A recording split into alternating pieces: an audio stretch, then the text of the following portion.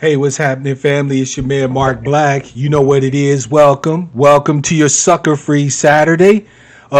Today we gonna talk about a couple of things. Before we get started, though, family, you know how we do. I added some new resources to the description field of the video. Let me adjust some audio levels here. I don't want to be peaking. I want to give y'all good quality audio. Right.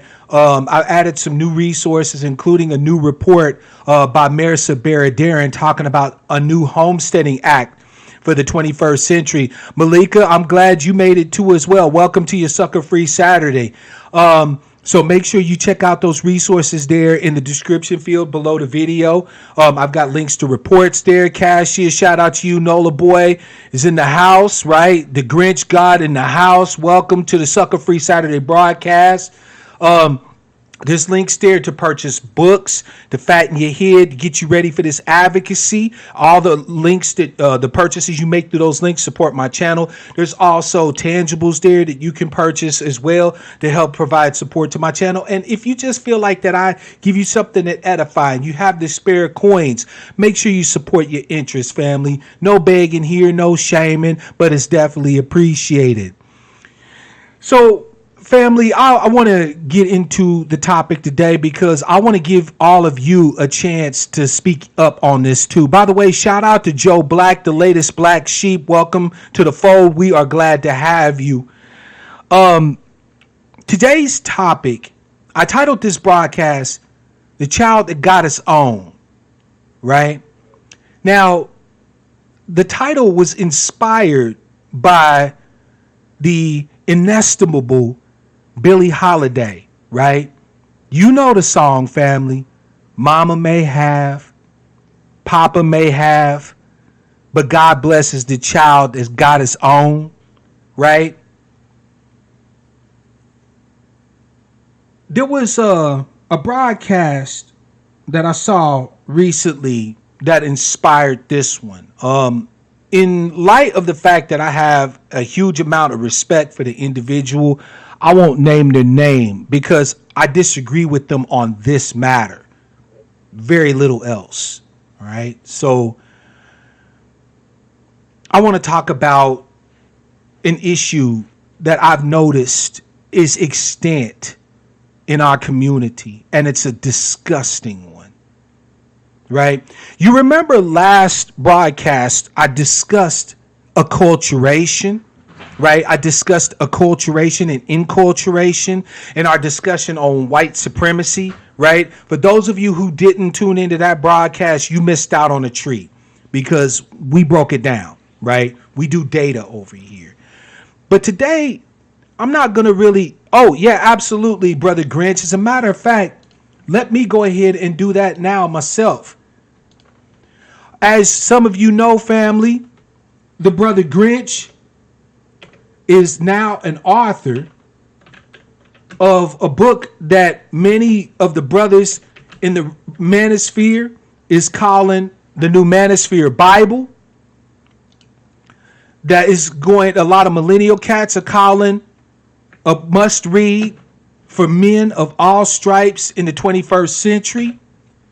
The Ratchet's Rouge. It's a link here. Please make sure you go and support the brother. An amazing, amazing, amazing read. Even if you think that brothers in the manosphere are being too hard, or if they're talking down on the sisters, I still say support the brother's voice. Some of what he has to say might be painful to some of you, Some of what he has to say might downright offend some of you. But the state of affairs in which brothers find themselves today, we don't have the luxury of catering to people's feelings, especially when it comes to detailing our experiences and our narrative. Because if we don't tell it, no one else will. So please make sure you support our brother there. Again, amazing read. It's a must read for those who haven't. As a matter of fact, our sister Miss Denny also read the book, and I'm certain she's going to be discussing it at some point. I know I'm throwing you under the bus, Miss Denny, but it is what it is. So yeah, shout out to my brother Kraken, the Grinch. So family, there is most definitely, brother. I told you I was going to support you in for a penny, in for a pound when you published that book. And I'm just glad and honored to have had the opportunity to give it a shout out.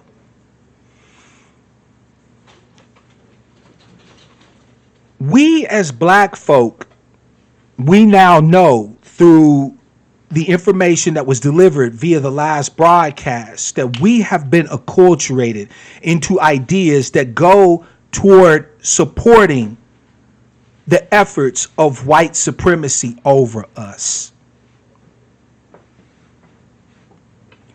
And in no area of human activity can we see more evidence of that than in child rearing. Yeah, I said it. The way we raise our seeds. I have shared with you guys many times my own personal story. All right. I grew up in the PJs. My mother was an illiterate 18-year-old when she had me. I was her firstborn and the firstborn of my entire generation. So the whole hopes of an entire generation was placed on my shoulders the moment I drew my first breath.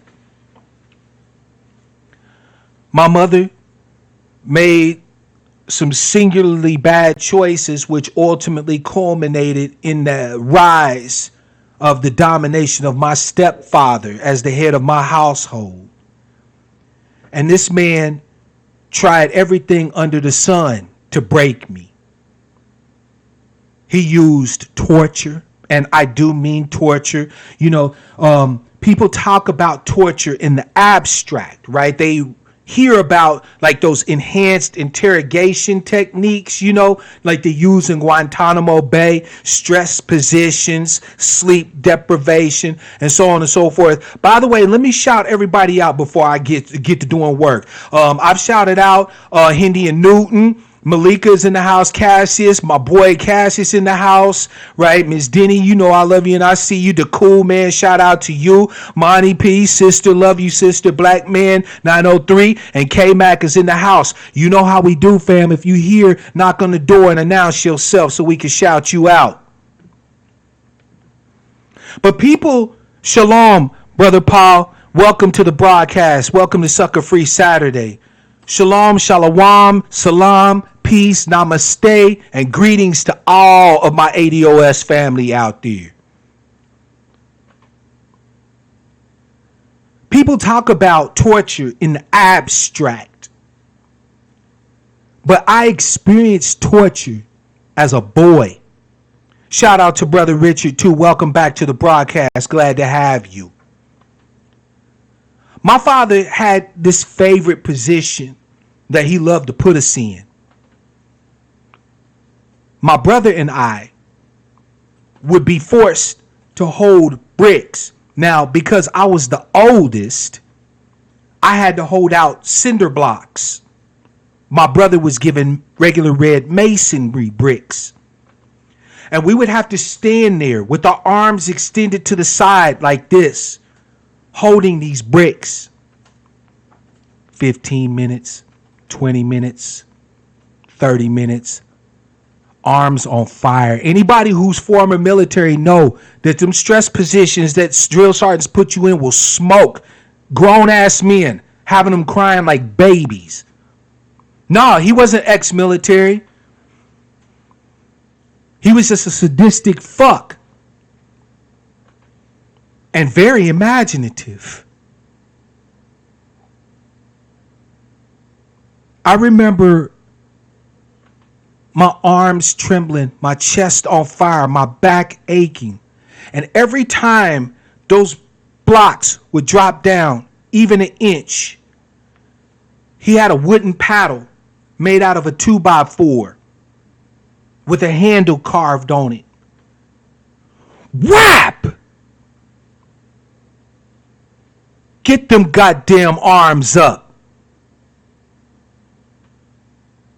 So it would either be hold the blocks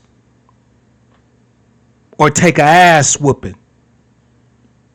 And my stepfather was highly transactional in his own sick, twisted, demented ass way. Thank you, Miss Denny, for the love. I wanted to have that read out loud here. So let me see if I can find out what the hell's going on as far as my audio devices go here. Family, I've been having some issues with my sound settings and all of that, right? So this should resolve the problem. And thank you, Miss Denny. I appreciate the love.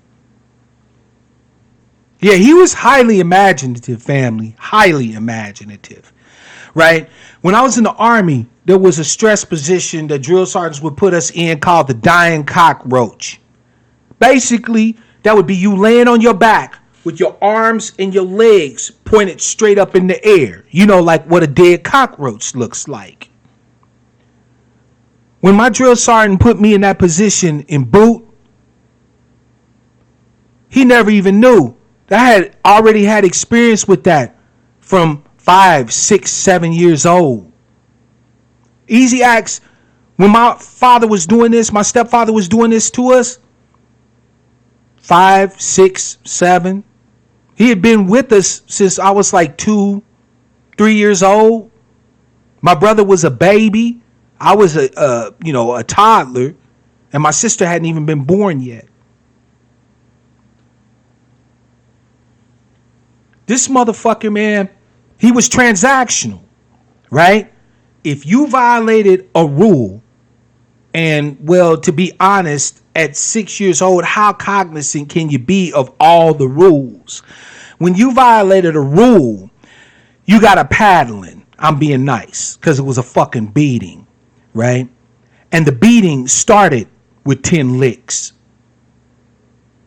And it went up in 10 lick increments from there based off of whatever it was that you done. One time, I got a bad grade on a grade card. Now, those of you who know me know I'm a pretty intelligent guy, right? I've always been studious, love books, love science, love study. I was born a nerd. All right, I was born a nerd. I got bad grades in social skills because I wasn't very sociable. I didn't know how to be sociable to people. Black man's wanting to do something to that brother. Nah, he ain't worth it, fam. Because I'm going to get to it. So I got a bad grade in social skills. Now, we didn't have A, B, C, D, and F when I was going to school. We had E, S, M, I, and F, right? E for excellent, S for, superior, M for, meets the standard, I for inferior, and F for failure. I got an I. Not quite an F, but I just wasn't a social kid. I was a nerd.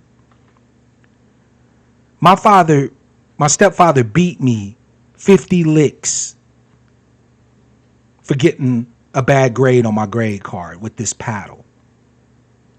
50. All I know how to tell you, fam, is that after 20, the pain doesn't get any higher. It's just crescendos and stays there. I couldn't sit down properly for nearly 2 weeks off of one bad grade on my grade card. Oh, black man, I wish I could say that was the worst of the beatings. When he really wanted to really get at you, right? When he really wanted to make you feel him, he switched up the game on you. There wasn't a paddle. He would use an extension cord. You know, like you plug in, the TV plugs, right? Or appliance plugs, like an extension cord or a power cord off of a electronic device.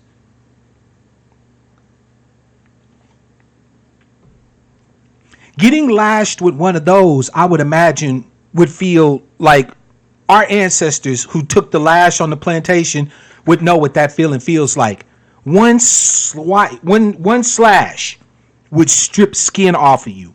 You could literally see the mark where it would peel the skin, where the hoop of the extension cord lashed against your skin. It would strip a layer of skin off of you. My brother, may he rest, even up until the day he died, still had the scars on his back and his legs and his ass from those. I imagine I still have them. I just can't look back there and see. It's a pain that's indescribable. And after he would lay into you with this, if you had any open wounds, any cuts from the lash, he would then make you sit in a tub of water, hot water, with alcohol in it, so you wouldn't get infected. But the hot water combined with isopropyl alcohol just hurt worse.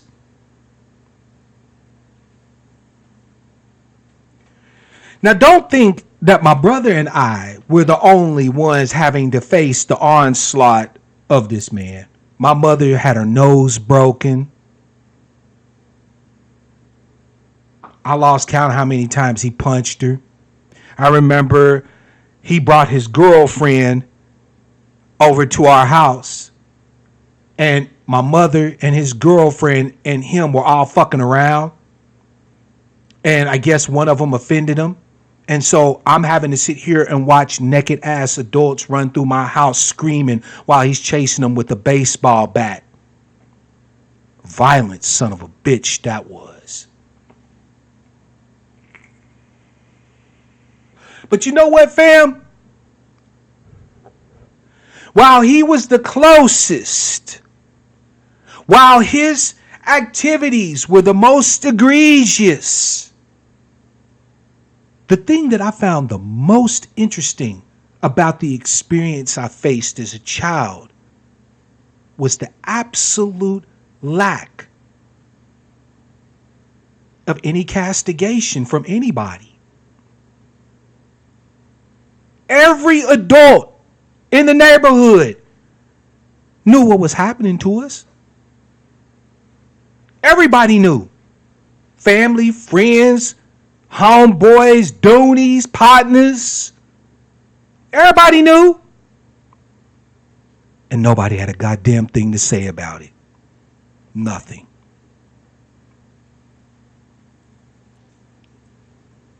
There were times when I would find out the same shit was happening to my friends in their house. The beatings, the torture was normal. It was absolutely fucking normal. It was like sunshine, like rain. Getting a whipping in my neighborhood was so fucking normal that you would be paralyzed with fear at the thought of another kid getting their ass whooped. Seriously, a parent would come outside. Y'all all outside playing. Y'all playing stick ball or football, or you playing, hide and go seek or whatever. And they would start screaming, "Get your ass in this house." Every kid out there would damn nearly piss their pants. And I remembered like little rabbits, we would all huddle up together and watch them walk toward their home crying, already knowing what's about to happen to them. And the only thing we keep whispering back and forth to each other is, "Oh, he's going to get a whooping. They're going to kill him this time, I think.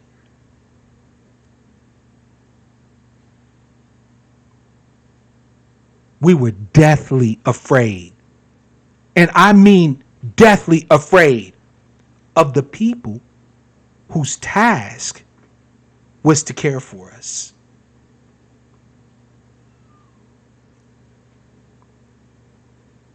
Deathly afraid.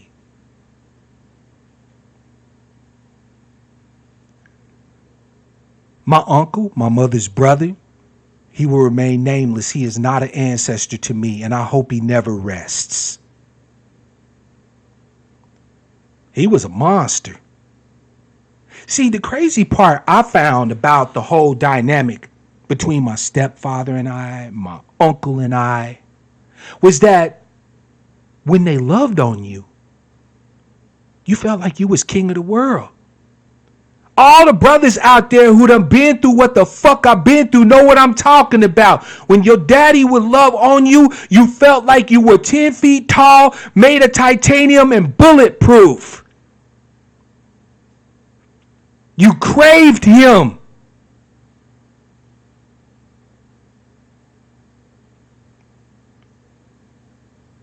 My stepfather would sometimes say, "Come here, son."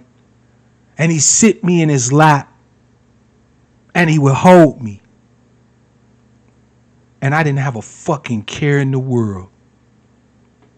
Not a care in the world. It was better than heaven. Now that I'm an adult and know what it is, it was better than sex. It was better than motherfucking cheesecake. Just for him to put his arms around me and tell me that he loved me.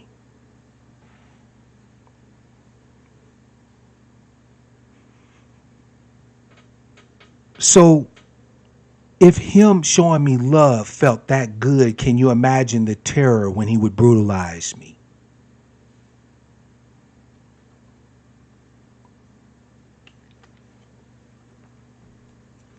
And it was normal. That was life. Not just for me. Not just for me. That was normal.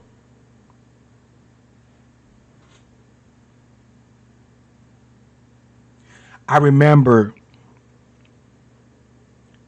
going to my family because we were poor as fuck. Some of my friends had basketballs, bikes, shit like that. And so I would sometimes complain. I would say, I would like a bike. I want to be able to go ride with my friends.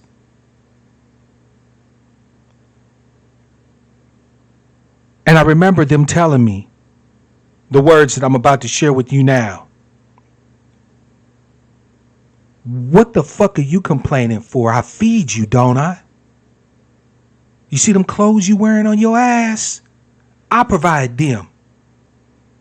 This roof you live under, I pay for this. You should be grateful. Shout out to Brother Clarence White. Welcome to the Angry Black Sheep. We are glad to have you as a part of the fold. Family, hit me with a 1 in the chat if you're familiar with those sentiments, those statements. Right? Hit me with the 1. If you've heard from your folks, how you gonna be so ungrateful for all the shit I do for you? I feed you. I clothe you. I make sure you got a roof over your head, you ungrateful little fucker. You know, sentiments like that. Michael, I lost count of how many times I brought you into this motherfucker, I'll take you out. Not just directed toward me, but directed toward every fucking black kid I know. I lost count.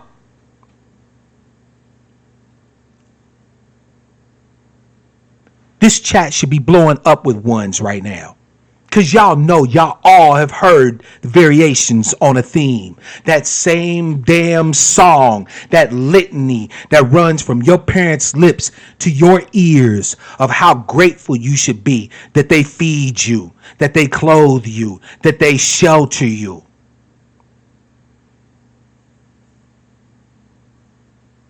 That if at any point you don't like their rules and regulations, there's the motherfucking door. Hit me with a 1 in the chat if you know what I'm talking about.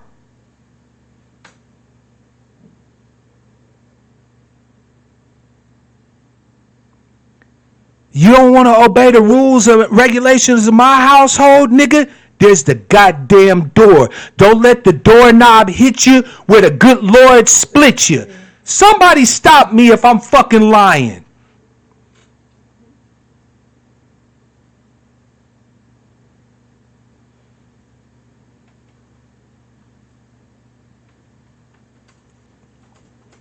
But you see, family, AL, you know what? I hear you. There's a reason why you don't see it as negative. Because you see being tough and respectful as a positive. You see, family, I've had the opportunity to think a time or two on this particular subject, especially being the father of 2 bio kids and 2 steps of my own.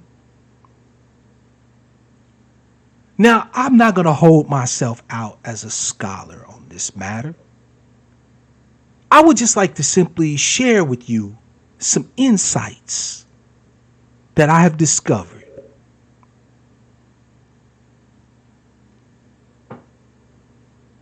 We the only ones that treat our kids like that.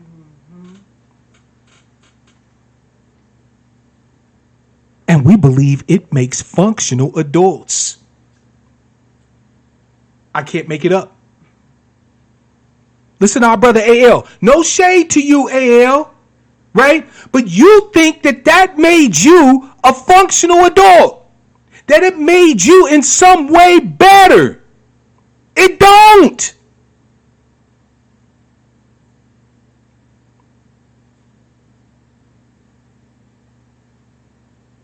What it made us is fearful and deferential to authority, which I would argue are 2 huge problems that ADOS people still face to fucking day. This is why we won't speak up when we need to speak up in the places we need to speak up at. We don't go and speak truth to power because we had speaking truth to power beat out of our asses from 3, 4, 5, 7, 10. This is why we have short attention spans, because nobody gives a fuck about inquiry or wanting to answer our questions. The fuck are you asking me all these questions for? Don't be asking me all these questions. Go on somewhere, boy. You get on my nerves.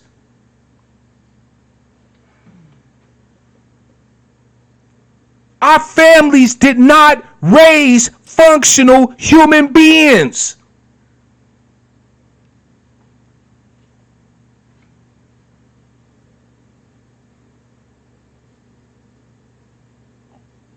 And you want to know the sick part about it? Black people ain't been raising functional people for generations. Because I found out when I grew up that everything that happened to me at the hands of my stepfather, worse, if you could imagine such a possible thing, worse happened to him.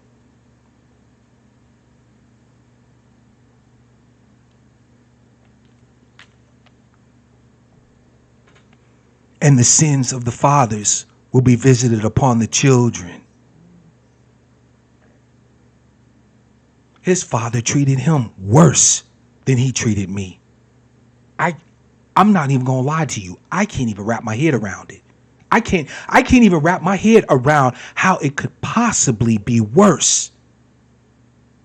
But it was. The same hell that my stepfather visited upon me was visited upon him. And I bet if I was able to find out from his father's father, it was probably visited upon him too.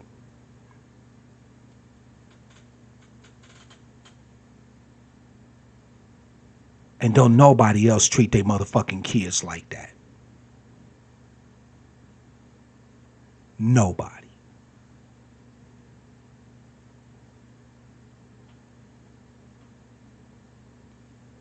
Nobody else treats providing basic living for their children as a gift, as a mitzvah to the children. Nobody else talks like that. Nobody else acts like that. Nobody else thinks like that. I used to have a white friend when I was a kid. His name was Chris White. Funny, right? White friend named Chris White. Used to go and spend the night over at Chris's house. This shit was like night and fucking day at Chris's house. His folks would ask him to go do something, like to go do a chore or go do something around the house. And Chris would say, well, do you really need me to do that right now? I got something else I'd like to do. And they would actually explain to Chris why he needed to do it. And he would go do it. I don't think that there was ever any yelling in that house the myriad of times I actually was there. Chris had a sister named Becky. Becky White. Ain't that some shit, right? Becky was mentally handicapped. Right? Back in the day, we would call it retarded. She was mentally handicapped. Sweetest gal you ever want to meet. Was Chris's oldest sister. And she was strong. I never forget that. And Becky would see me and she'd come up and give me a hug. Big old bear hug. You know, anybody who's dealt with people who have mental handicaps or mental challenges know some of them can be really strong and they don't know no better, right? You know, Becky was like a child in the mind, but sweetheart, big sweetheart. Becky would drop stuff on the floor. Becky would sometimes have a temper tantrum because, again, she's mentally like this little child. And her parents would just simply clean up this shit and keep it pushing. Yeah, Ease, they would explain it to him. No bullshit. I remember Chris asked them why. And so on and so forth. And they ran down like a whole litany sometimes. Chris, you know what, AL? I don't want to hear that shit that Chris's parents never went through oppression, right? Because what pressures do our parents face under white supremacy? The same pressures we've always faced. And prepared for the world in what way, right? In what way? Okay, so AL, before I don't want you to think I'm slamming you. Let's unpack that. Let's look at the actual evidence of how our child rearing has provided us with either beneficial or detrimental aspects to our lives as adults. Shabazz, peace to you. Welcome to Sucka-Free Saturday. Yeah, my stepfather used to say shit like that. It was mostly actually my mother that would say shit like that, though. You know what I'm saying? Matter of fact, one time the cops showed up. I'm in the house getting my ass kicked like 40 going north. And I'm screaming bloody murder not to draw attention, but just because I'm fucking tired of the pain. And the cops showed up. You know what my mother told me? She said, I'm going to whoop your ass. Now, you can either take this ass whooping I'm giving you right now, or you could go out there and tell them that I'm whooping your ass. Before you go, I'm whooping your ass. And when you come back, I'm whooping your ass. So you can either take one ass whooping or more than one. Pick. So I had to go to the door and tell the officers that everything was okay when it wasn't. When I was in there being victimized, being abused. Because one beating is better than 3.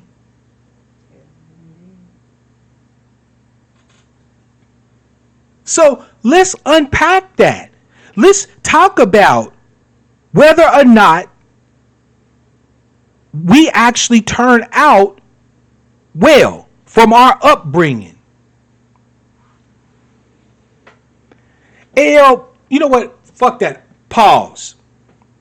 AL, let me ask you a question. You and me, we have a conversation, right? You and me together, we sitting around chopping. If I get up and I hit you, what's going to happen to me? Other than the fact that you may or may not kick my ass, right? I get, I'm getting old, so I'm not quite as cold with these things as I used to be. But we ain't going to talk about whether or not you're going to kick my ass. If I hit you, what's likely to happen to me? Anybody feel free to answer this. Anybody in the chat, if Mark Black comes up and physically accosts you, put hands on you, hit you, do whatever to you, what's other than the fact that we're going to fight, right? I understand that. But I'm saying, what are the consequences other than the fact we probably gonna scrap, right? What are the consequences if I put hands on you?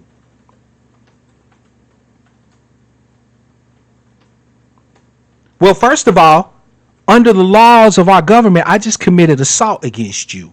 I laid hands on your person without your permission. I'm going to jail. If I injure you in some way, shape, or fashion, you can sue me. Right? There's a whole host of things depending on the severity of my attack on you, the level of injury you experience, and so on and so forth, right? That will have a series of ramifications for me should I do that to you. And guess what? Rightfully so. Because we as adults are assumed to be able to settle disputes in ways that don't involve bodily harm. Family, I feel you. Everybody in the chat is cold with them things. I know what it is.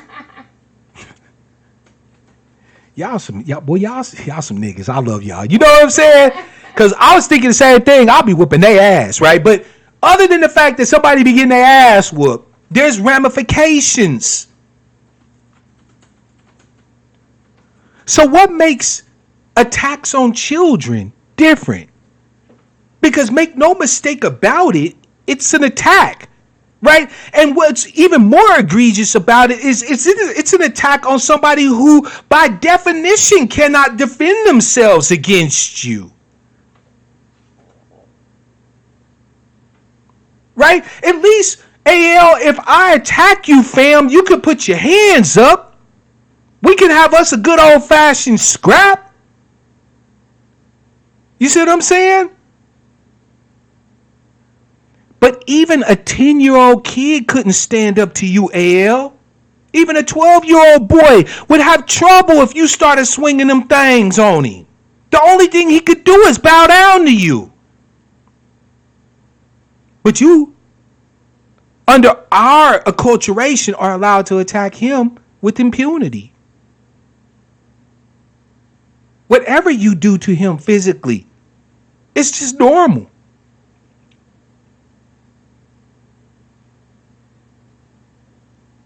It's just normal. He'll be all right.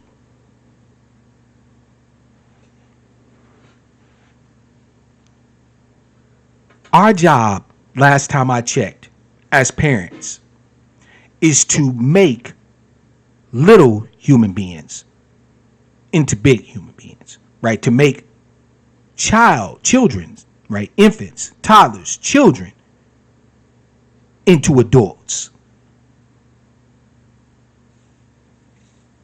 So we spend 18 years doing shit to them that you could never do to a damn adult. And then when they turn 18, we tell them, now you better not ever do that to anybody or your ass is going to jail. And we think we raising functional adults. No, I don't think that children should be whipped. I have 2 bio children and 2 steps. And I am proud to say that I have never laid a hand on single one of them. Not once. I haven't whipped a child once. My daughter graduated in the upper part of her class. She wasn't valedictorian. I didn't expect her to be, but she graduated from high school, got accepted into one of the best private universities up here in the area in which I live. She's traveled to the Netherlands, and she's doing the damn thing. My son started off as a special needs student in school, and through dedication and through me reading to him and constantly working with him with his letters and loving on him and kissing his face and telling him how much I value him, the boy is mainstream now and doing very fucking well in school. My stepson is getting ready to study business.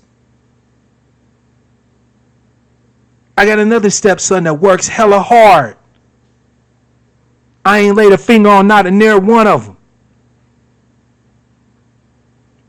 Because I feel like that if I can't talk to them like I would talk to an adult and get their assent, get their discipleship. See, family, I want to talk about something that black people really need to pay attention to, that ADOS people need to pay attention to. So huddle close. Huddle close. We need to nail down some definitions on some shit, all right? Because there's a lot of muddled fucking thinking going on that is tied directly to the fact that we're playing fast and loose with the meanings of words. ADOS folk believe discipline means whooping a kid ass.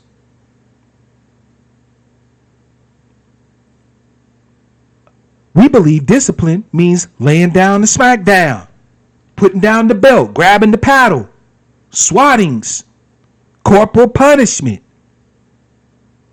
What is the root word of discipline?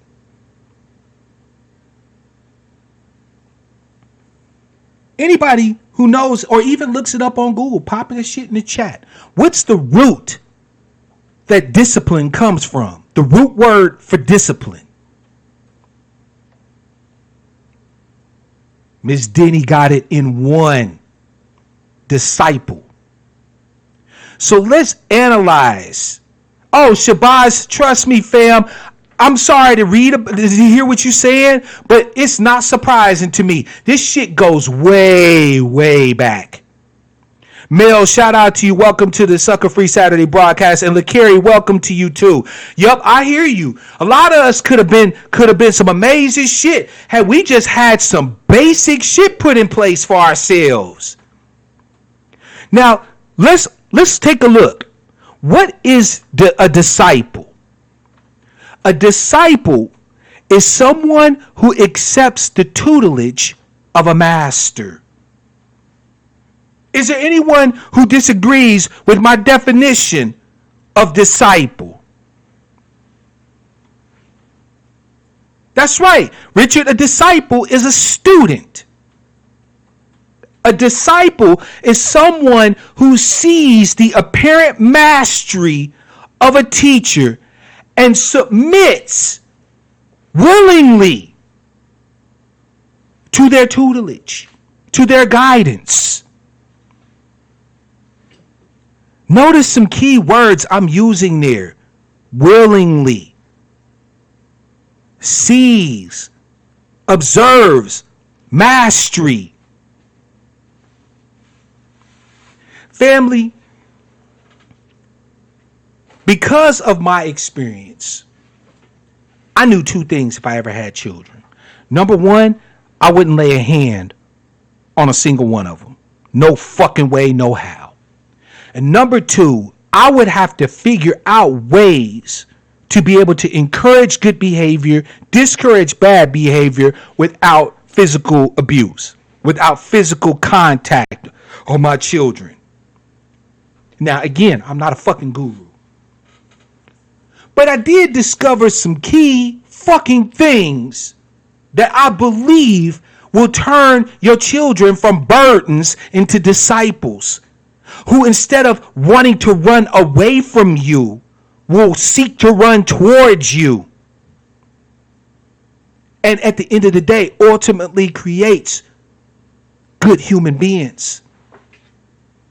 The very first thing that I committed to as a father, when my firstborn was born,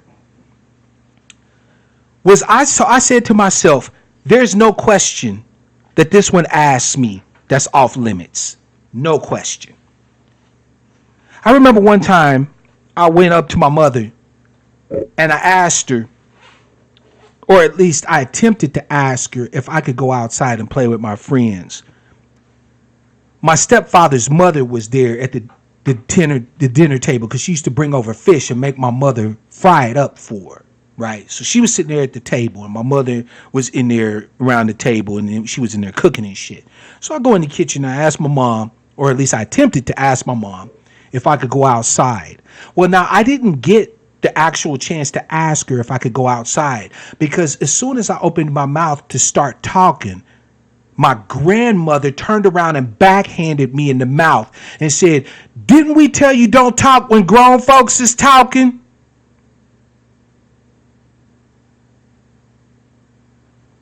So I stood there with my lip bleeding because she bashed my lips up against my teeth and busted my lip. And I turned around and I walked away. No question, off limits. No question, off limits. That was the first commitment that there was nothing that my kids could not ask me where we could not have a discussion. Now, I know what you're thinking. Well, I don't need everything to be a discussion. I don't want to have to hear lip from them every time I tell them to do something. Ah, Brother Black got you. See, what I found out, and this is counterintuitive, when you make it open for your children to question you, to ask you questions, to examine what it is that you're telling them and what it is that, that you demand from them and so on and so forth, when you open it up for question, they may ask a question or two. But when they see they can ask and be certain of getting answers, they stop asking. They simply assume that you know what the fuck you're talking about. The very thing that black people demand from their children, respect, because I can guarantee you all this comes down to respect. I got to go out here and put up with all this shit from these white folks all day and kiss these motherfuckers' ass. I'll be goddamned if I come home and put up with shit from you. All of it is tied to this amorphous idea of respect. The very respect that you demanded from your kids, you could actually have it by just simply being open to answering the goddamn questions.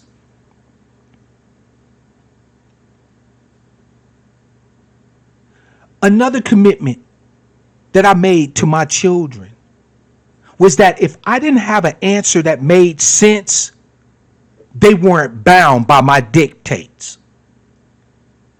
I remember when I was a kid, being the exuberant little fat fuck I was, running through the house, having a good old time, because that's what the fuck kids do, right?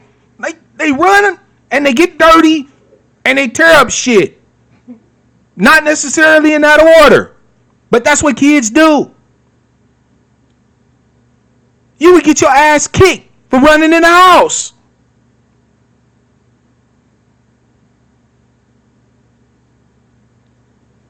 One day, I grabbed my little baby nuts, hugged them close,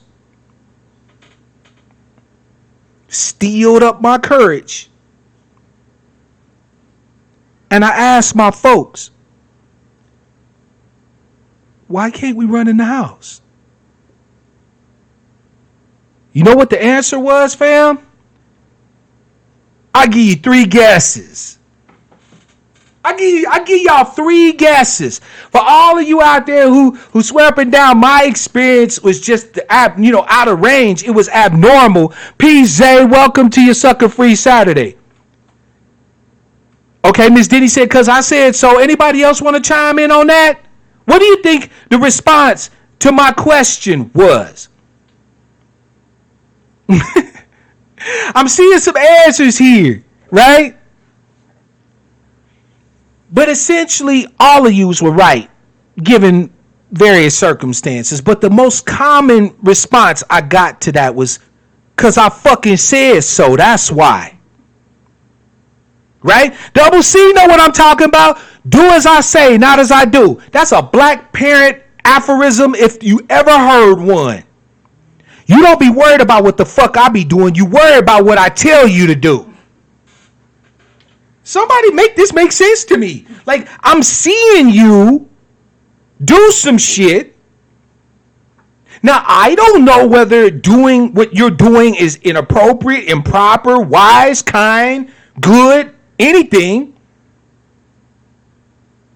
So I ask you about it, and your response to me, don't be worried about what the fuck I be doing. Boy, you better get out my face asking all these goddamn questions. Hell no. Your man Mark Black said that if I can't make it make sense to my children, then it's not worth ordering them to do. Now notice, family, the things that I'm saying put constraints on me, not on my children. Because there is a power imbalance. I was 21 years old when my daughter was born. I was 37 when my little man, Bug, was born. I got decades of experience on them. I'm 5'10", 258 pounds last time I fucking checked, right? I can hit a motherfucker with these, a grown man, and knock his ass the fuck out. There's an inherent power imbalance in this relationship. These children were born completely vulnerable. I know, I was in the room when each of them came out of their mama's womb. They were born and didn't even have their eyes open. Completely vulnerable. If I wanted to snap my baby's neck, dog, God forbid, right? I would never do no shit like that, right? But if I wanted to snap my baby's neck, the only thing that would be stopping me is space and opportunity. Right? So me being the adult here, understand that in a power imbalance, if there is going to be justice, if there is going to be equity, if there is going to be decency involved, I have to rein in my shit. So the strictures of black child rearing isn't supposed to be on the children. It's supposed to be on the adults.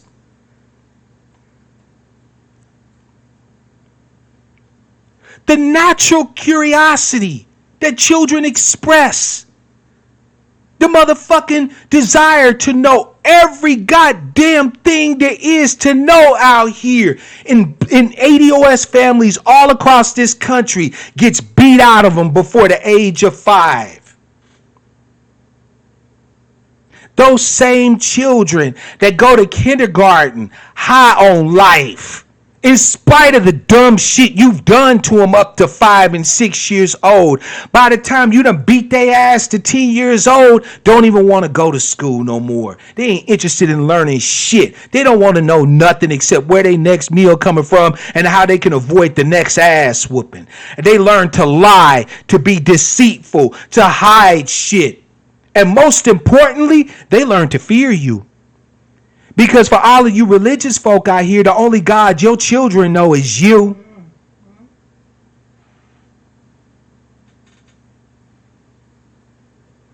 Remember the Crow? Brandon Lee's character, the Crow? When he grabbed that woman by the arm who was the junkie, and he said to her, he said, "Mother is the name for God on the hearts and lips of children."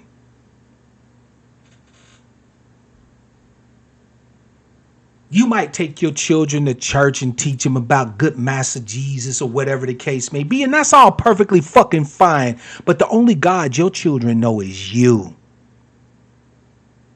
And I guarantee you the God that black children come to know is a spiteful God. A brutal God. A God of pain and suffering. I see the numbers going down because I'm hitting some motherfuckers where it hurt today. But I don't give a fuck. We got to have a come to Jesus moment, black folk, when it comes to raising our goddamn children. Parents just walking around projecting their weaknesses, the power imbalance that they experience in the larger society, reflecting that in their own goddamn home, but have the nerve to tell me white supremacy don't exist. They come into their house and be fucking white supremacists to their goddamn kids.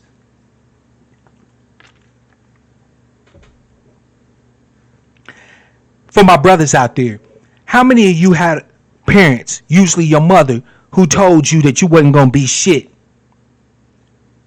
That the way you going, she going to be reading about you in the newspaper. Don't go out there and play too long because she don't want to have to bury you. And how many of y'all heard that 1,000 times before you was even 9 years old? Yeah, I fucking said it. Every other kid get to go out and climb a tree, ford a stream, build a log cabin out in the woods, play with sticks. Meanwhile, you a little black boy, you got to worry about when you going to catch your first beef and do your first bid. And that's a concern you better have early. Because everybody going to make sure that everything that they're doing to you is to try to keep you from going in that direction. How's that working out for us?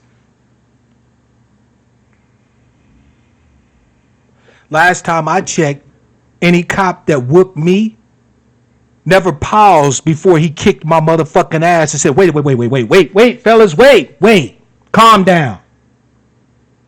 All right, nigger. I got one question for you before we stomp a mud hole in your ass. Did your parents whoop you at home? Yes, sir. Ah, shit. All right, we're going to let you go with a warning this time. When the fuck does that happen? Said no cop ever. Peace, Tazabah. Welcome to your Sucka-Free Saturday. When does that ever happen? For any of you who have had a negative run-in with the police, have you ever been questioned about what your upbringing was like at home that stopped them from victimizing you, falsely arresting you, falsely detaining you, beating you? Because this shit never happened to me. I never once had a cop say, I think this guy, he had a pretty good upbringing. He looks like he had plenty of ass whoopings as a kid, fellas. Nothing to see here.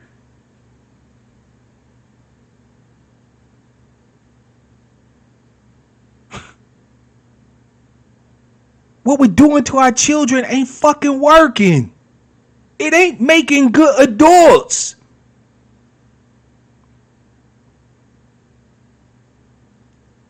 It doesn't make people strong. It breaks them. I don't care how strong you think you are. I don't care how tough you think you are. You're that way because you were broken. Because the normal way for human beings to be quite honest, is to be fucking loving, to be acquisitive, to be inquisitive, to be desirous of contact instead of rolling solo. I'm in this world by myself. It's a cold world. Niggas got to supply their own heat. Why do they have to supply their own heat? Because ain't nobody ever wanted to fucking supply it for them. Not even the ones who were tasked with supplying heat for him.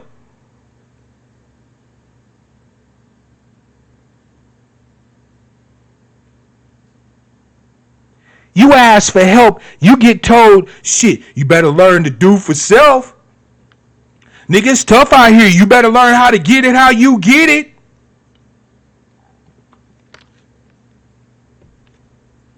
When I was your age, I had to yada yada.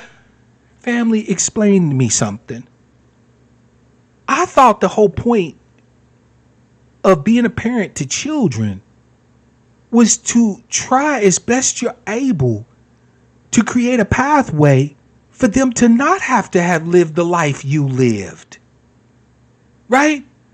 Like, where do we get off talking about, oh, these kids is pussies. They soft these days. They don't know how good they got it. Why should that even be a topic of fucking discussion? Other than to say, wow, these kids got it great. We're knocking it out of the park. Said no black parent ever. And this is not to be shameful, not to slight you, but it's to get you to think. What are we doing, family? By teaching our kids that food, clothing, and shelter isn't something that's a right for them, that they have a right to demand of you, but that they're lucky to get from you. That the normal questions that any human being would have in any given situation are not an imposition upon you. It's a duty for you to provide the information to answer the questions. What the fuck are we doing?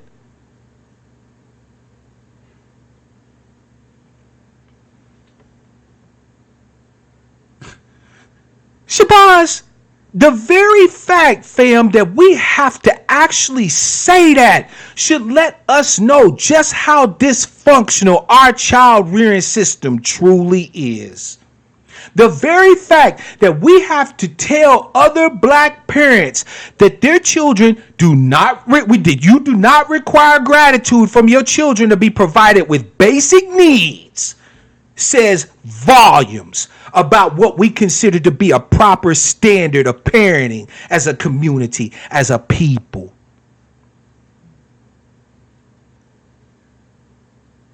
The last time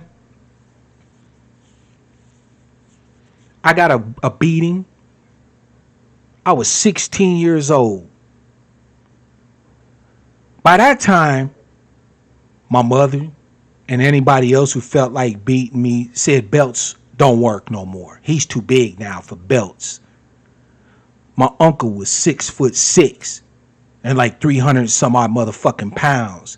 So she called my uncle over, and he came over, walked through the door, and socked me like I was a grown ass man. And he proceeded to beat me with his fists.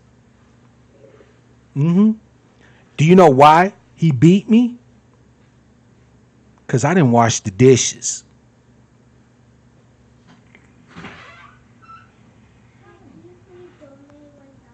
That's right. I got beat like I was in a boxing ring with no gloves on, bare knuckle fighting, you know what I'm saying, getting beat the fuck up because I didn't wash some dishes. And everybody likes to tell me how I'm somehow the exception. Brother Black, what happened to you? Man, that was fucked up. You were abused. Stop lying. What happened to me was far too normal. Far too normal. I argue that due to the way we raise children, if any ADOS person grows up and attains some degree of success and not drug use, PTSD, mental issues and psychoses and so on and so forth, it is in spite of their upbringing, not necessarily because of. And I don't give a fuck who that offends. Richard said, if someone leaves the community and becomes successful, the community claims he owes something to the community. If he doesn't give back, he's demonized to call a sellout. Facts. Shit, I ain't gonna lie to you. When I joined the Army at 18, the last thing I thought about was coming back to my motherfucking neighborhood. I don't give a damn if that offends any of you. I love black people, most definitely. But I did not want to go back to that motherfucker for shit. And I wasn't even like a great success or anything. I just had a few coins in my pocket that they gave me every month for being a private. That was enough for me. Give me 3 hots in a cot, a place to sleep that I don't have to kiss nobody's ass for. Give me some degree of pride in myself. I'll go kill anybody you tell me to kill.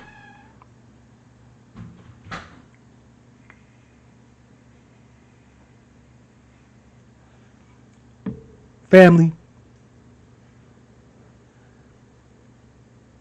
Opening up myself to be accountable to my children was the smartest motherfucking thing I ever did. My household was harmonious. When my daughter became a young woman, we had already had the talk, the birds and the bees talk. And I didn't spin her no yarns because I feel like that anything they want to know, I'm going to tell them the truth about. If I have to make it age appropriate, meaning just breaking down the words so they understand them, I will do that. But I won't shy away from the concepts.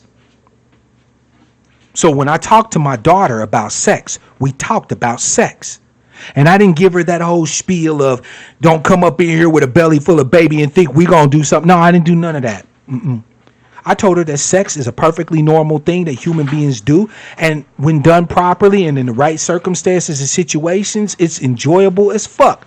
And that at some point she's going to be interested in wanting to do it. However, based off of the dreams and the goals and aspirations that she was sharing with me that she wanted to have as an adult, it may be appropriate to put sex aside until she starts to meet some of those goals for herself. But should she decide she wants to indulge, I need to know more sooner than later so we can help to make sure that you are safe and protected. I am not going to be happy if you decide to do it, but the decision is on you. My daughter was a virgin until she was 21 years old. When all her friends were out ripping and running the streets, chasing after boys, giving up pussy out of both draw legs, my daughter was at home doing her schoolwork. I didn't make sex no big fucking deal to her, and I didn't make it no mysterious strange thing to her. I gave her the straight dope. So I didn't have to worry about it. Isn't that crazy? I come home from work one day. My daughter comes running up to me and said, "Dad, I got my period today." I'm fucking floored, right? Because that's those words, any man who's got a daughter out here, them words shake you, okay? Like, oh shit, like, this my baby, man. You start getting hyper paranoid and shit, but you can't let her see that, right? So I gave her a big ass hug. I congratulated her. And then I, not her mother, took her to get her first pads. And I threw her a party announcing that she was now a woman. I never had no bullshit out of my daughter. None. My daughter was easily the best fucking kid you could ever raise. She was so easy, in fact, that I feel like I got robbed. Like, I remember when she was 16 years old, fam, I told my daughter, I said, "Hey," I said, "why don't you, climb out the window tonight and sneak and go to a party so I can have something to save your ass from?" You know what she did? She laughed. She said, "Oh, Dad, you crazy." And she turned back and started doing her schoolwork.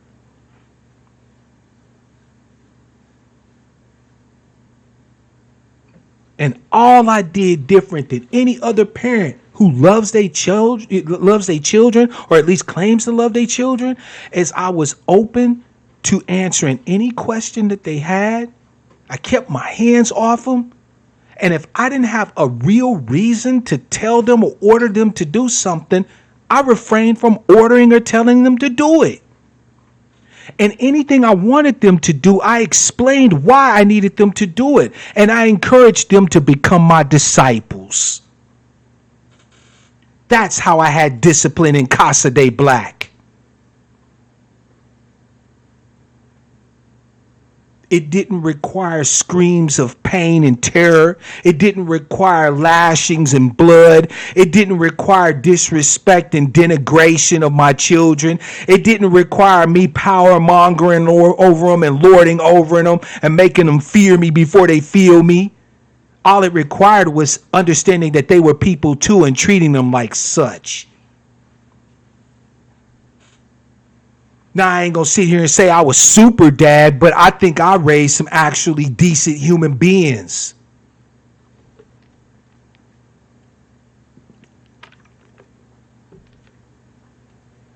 I watched my numbers go down like a motherfucker, so I might as well go ahead and open it up. I done said what I had to say. If you disagree with me, go ahead and give me a call in. Right? Let's hear what you got to say. If you think that beatings are the way, I want to hear from you. We're going to analyze it. We're going to talk about it. No judgment. Not that you care about being judged anyway. Them your kids, right? I ain't got no say over how you do your kids. Another fucked up ass idea ADOS got. That our children is property. Them's my kids. Don't nobody tell me shit when it come to my kids, my ass. I'm daddy to this whole motherfucking neighborhood. White, black, Latino, Asian. All these kids around here know. And when I say something, because I rarely say anything, these kids listen. They know Mr. Black got they back. So yeah, I got something to say about the way you doing my fellow tribes people, my up and coming tribesmen and tribeswomen. I do have something to say about it. Because we're not minting good people. We're creating mentally disturbed, fearful, broken, messed up, hyper aggressive, hypersexualized, brutal motherfuckers. And calling it functional. Because, hey, it's hard out here for ADOS people. So it's hard out here in the world already for us. So we need to be even harder where we should be able to be safe. I'm still trying to figure out how that makes sense. 425-296-1980, fam. Get at me. If you have something to say on the topic, I want to hear from you. I would love to see us make disciples of our children. I would love for our children to respect us because they see the benefit in respecting us. I would love it if our children were able to love us knowing that it was a real love and not an affectation to avoid punishment or pain. There's enough. Here we go, fam. Calling from 413. It's your man, Mark Black. What's your name, where you calling from, and what's on your mind? Double C. Double C in the house, sir. How are you, brother? Hey, I saw you sharing some of your story in the chat, and I want to thank you for that, man, because we need more truth tellers on this matter. What you got to say to us, fam? Talk to us. Man, well, I'm trying to keep this short as possible, but I'll paint the picture. Picture growing up with two addicts. One addict is a gambler, my mother. Other addict's a narcissistic cokehead. Gangster. And picture growing up in a household, grew up in the suburbs, two parents making late 80s, early 90s, $100,000 a year. Big old quarter-acre yard, pool in the yard, get everything you wanted. Sounds like a perfect life, right? Yeah, all things that glitter ain't gold, fam, I've learned. Especially if you're an ADOS kid. Now picture you getting beat for good measure. Picture a household where mom burns dinner, she gets beat. You get beat. Waking up out of your sleep because the house is a mess. Yeah. You get beat to the point, your mother gets beat to the point where she can't take the beatings no more. She throws it on you. Yep. And says, he could take some for the team. Yeah. Now, growing up all through that, you get picked on in school. You get beat so much, you don't know how to fight for yourself. Then parents get upset because you didn't fight back. So you get another beating. You get two more beatings. Been there, done that, fam. Why didn't you fight back? And then now here's the messed up part. You're the parent. I ain't supposed to fight back. You're telling me that I'm supposed to honor thy mother and father, respect them. But yet I go to school. I'm supposed to respect all adults. I'm supposed to, no matter what they say, what they do, you respect. But now as a person my age, I get my ass kicked. If I fight back, I'm in trouble. because now I got suspended from school. And guess what? That's another beating. Mm-hmm. So we will flash forward. That happened from 7, no, sorry, 5 to about 13 when we had to go to live with my grandmother because they lost the house. Yeah. And mind you, you're 13 years old and it's your fault that my parents lost the house, according to my father. Okay? It's all our fault because no one took his side. Hard to take his side when he's working all the time, and when he gets home from work, we're getting beat. So you go with the lesser of the two evils. My mother didn't beat me that much, so she was cool. Yeah. You know, got to the point where my mother was like, and from 13 to about 22, when I got messed up in the war, I go live back with my father.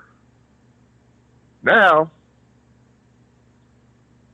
you don't get beat no more. There's another form of control. Okay? You're getting yelled at. Everything you do is wrong. You're a liar, but I trust you. You know.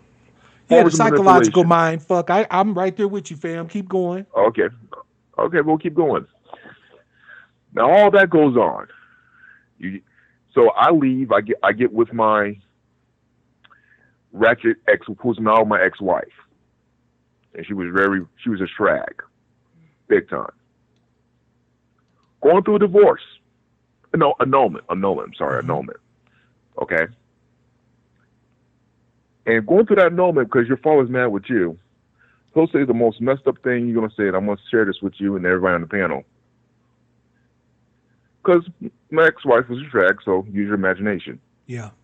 My father said this, and I was about 30 years old before something in me snapped. For me to prove how much a hoe your ex-wife is, I would fuck her in front of your face, have her suck on my thing to prove how much of a hoe she is. And you sit there and do nothing about it. Your own father telling you that.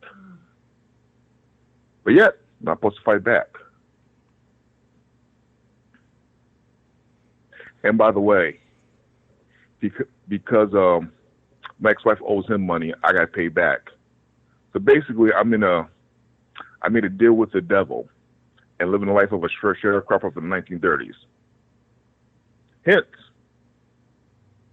a couple years later, I moved out of Springfield, got out the fall, got away from it. And I realized one thing once I got away from everybody and everything. Oh, he had no power at all. Yep. Because I want to tell you, there's a happy ending to this whole story. Mm-hmm. I met him a couple years ago. Now, mind you, I got me a fiance who you'll never meet. Okay. We all had to go. We all met each other. My nieces were having a dance recital in the Civic Center in Springfield, Massachusetts, which is the Mass Mutual Center.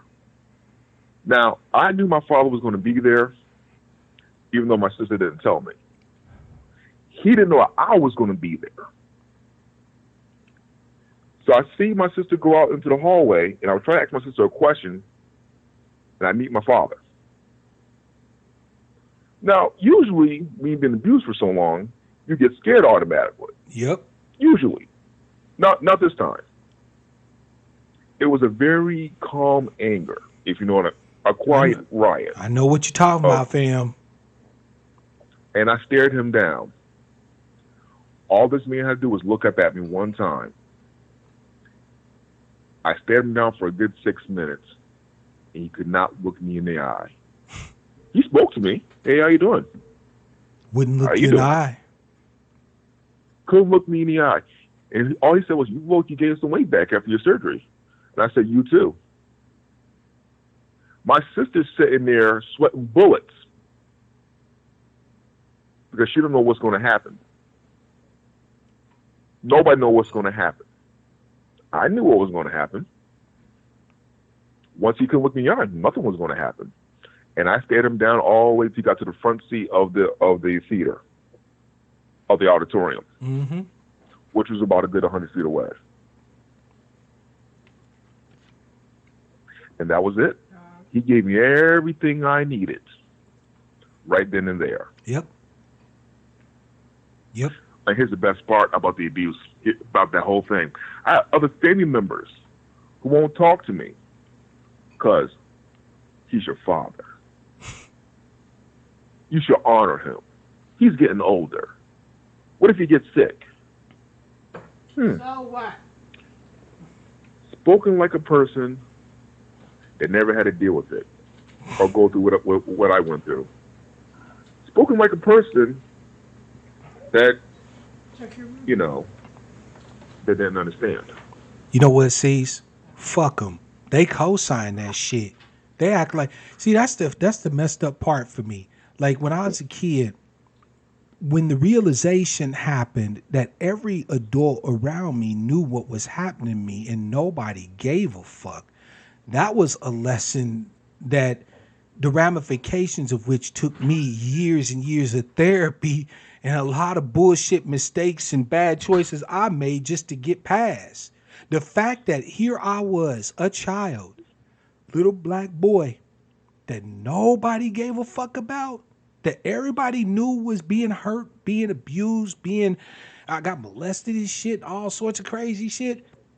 And people knew. And they just didn't give a fuck. But we supposedly making good adults out of these chillings, right? See, I love that you told your story because, like you said, your family was relatively upper middle class, right? Everybody think this shit only happens in the hood, right? No. You start describing some of the shit that happened to you, and be like, oh, well, that was a function of poverty. Y'all was your family was poor, y'all was struggling. That happens all the time in the hood. No, that shit happens to ADOS children across every social economic strata. My mother was a postal worker. My dad worked for Pratt Whitney. If you know what Pratt Whitney I know is, what they Pratt make Whitney airplane. is. Yep. But those who don't, they make airplane engines. And because of affirmative action, my dad got in. Okay? And Pratt Whitney, because the government went in and said, there's too many white people, there's no black people here. Mm-hmm. So him and his buddies went in. He was the last man standing. But that's neither here or there. So, like I said, Pratt Whitney make airplane engines for Boeing and everything else, See, so let me ask And you I a remember, question, fam, if I could. yeah, go ahead. I know you don't have children yet, right? No. When you do have children, name me one thing, just one thing that you intend to do different with your children than what was done with you. Just one thing. To ask them the most important question you can ever ask a child when they're going through something. Why do you feel that way? And not be dismissive or judgmental. Yep. Or when they act up, I'll ask them another important question. My mother used to ask me, which doesn't get asked. What else could you have done Yep. to make the child think? What else could you have done? What else could you, Because even now, another reason why some people choose not to have kids, because they don't want to turn into what they hate. Yeah. And I've seen this generation, and I didn't see it till I started having nieces and nephews, and my friends started having kids. I was like, oh my God. All these people have PTSD, and they don't know why. And I remember a woman said to the kid, well, you got to remember, I'm hurting too from my childhood. And I was thinking, that is the most dumbest shit I ever heard in my life. Because a child only knows the here and now. They don't know the future. They don't see the future. They don't see your past. They can't, So I've always been conscientious of that. I mean, when I told my mother and my father I didn't want to have children because of that, my mother and my father just broke down.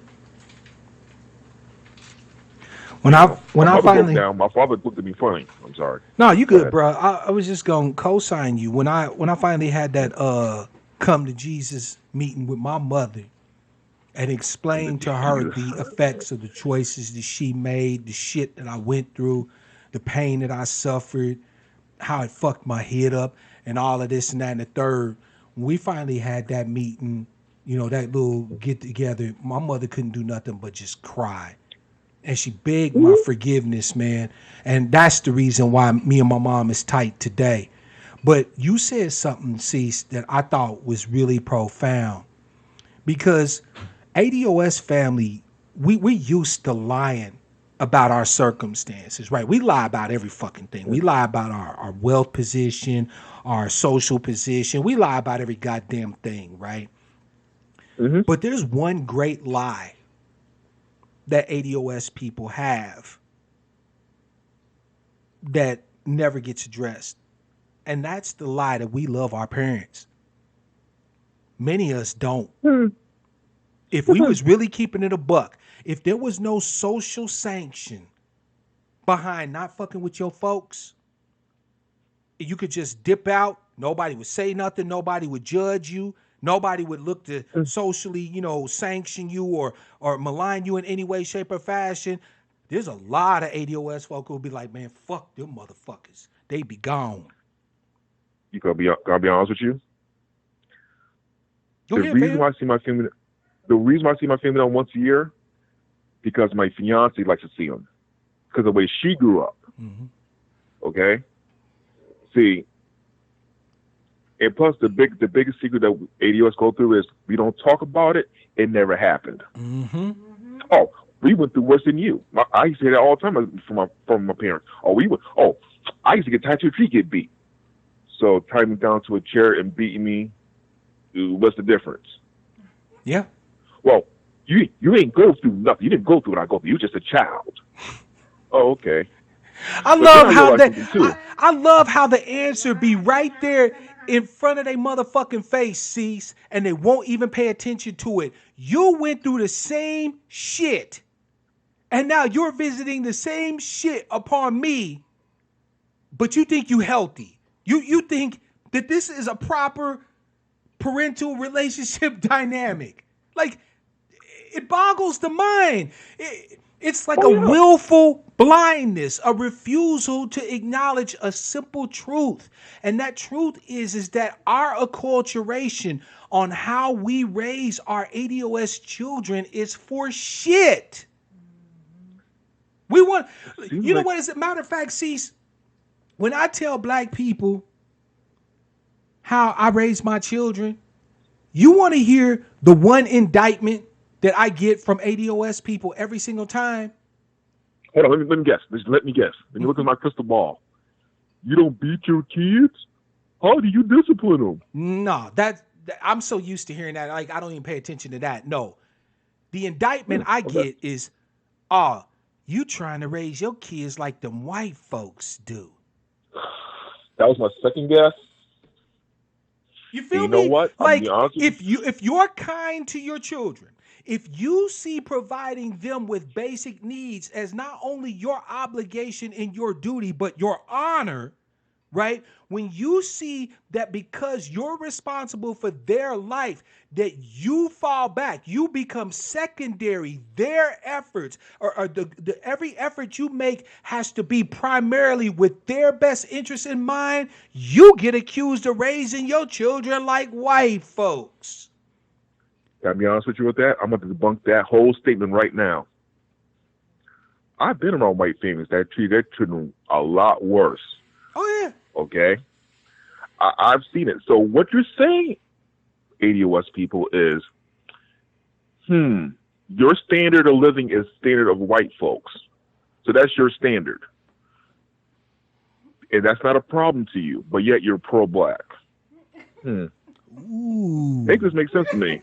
Ooh. Easy. Cease.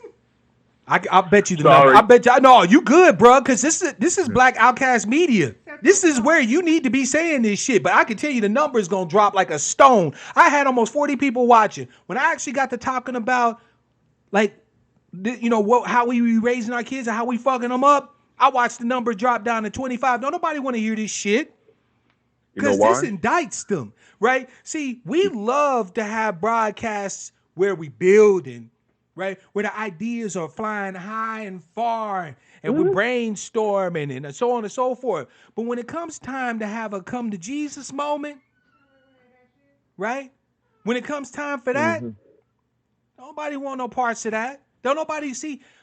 Family, look, as ADOS, right? See, I'm gonna let you go, man. I appreciate you sharing your story with us as always, man. You know you're welcome to call in at any time, fam. And I'm glad that you were able to tell us what was going on with your life, man, because we need to be hearing the truth of this shit, man. I appreciate Oh, you, fam. I would say one last Oh, I'm thing though sorry. Go before I ahead, go. Cease. And another thing we need to start doing and stop saying is, well, people need to go to therapy, okay? Because I went to therapy for 5 or 6 years. I just recently graduated about 6 months ago from my program. And stop saying, we need to go to therapy and say, well, that's for white folks. No. The therapist is there for a reason, because we have trauma and PTSD from stuff that needs to be addressed. Facts. Because I'm going to tell you, therapy saved my life. I'm not going to lie to you. The man I am now is a completely different man I was 10 years ago. Facts. And and Mark Black, thank you for having me on. I always appreciate you. My honor, brother. My honor. All right. Fam, I'm going to go back through the chat because there's a couple of things that I want to address. Brother Shabazz asked, can I offer something to those who are living through this right now, parents or children? Yes, I can. To you parents out there, understand me when I tell you that it is not disrespect to tell the truth of matters, right? If you Christian or you read the Bible, you know Yeshua said you will learn the truth and the truth will make you free, right? It is not disrespect to your folks to understand that they did not raise you in a good fashion, that they did not do right by you. That's a truth that needs to be expressed so that you're able to see what happened and be able to start working through it to be able to heal it, so you're not visiting that shit upon your children. And to the children out there, I got one thing to say to you. Kid, tell every motherfucking body you can what's happening to you. I don't give a damn what your parents say. You're not wrong to get the authorities in on what's happening to you, to talk to your teachers, to talk to your counselors, to talk to a therapist. You're not wrong for demanding to be protected from brutes who mean you nothing but harm. If your parents don't want to listen to your concerns, if they are treating you like monsters, you have a right to be protected, to be safe. You need to be letting somebody know. If you a child that's watching this broadcast, which probably you're not because, Uncle Mark cursed. But if you watching this broadcast, child, and you need somebody to reach out to your old Uncle Mark, blackoutcastmedia@gmail.com.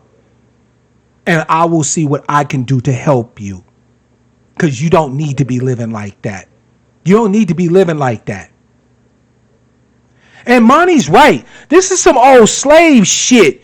Family, who do you think was applying the lash back in the day during slavery? It wasn't white folks. It wasn't Massa coming off the porch, taking off his belt or picking up the bull whip. It was black folk. They would order one of us to deliver the lash. Or even worse, have a black overseer or a black slaver that worked with them that would put it on us. All beating your children do is teaching them to obey. It don't teach them nothing else. They don't learn to question. They don't learn to wonder. They don't learn to examine. They don't learn to think. They learn to obey.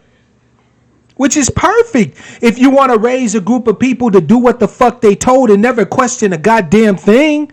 But if you're trying to raise thinking ass people that can examine situations and circumstances and make informed choices, then it is the shittiest way of creating those type of adults that I can possibly think of.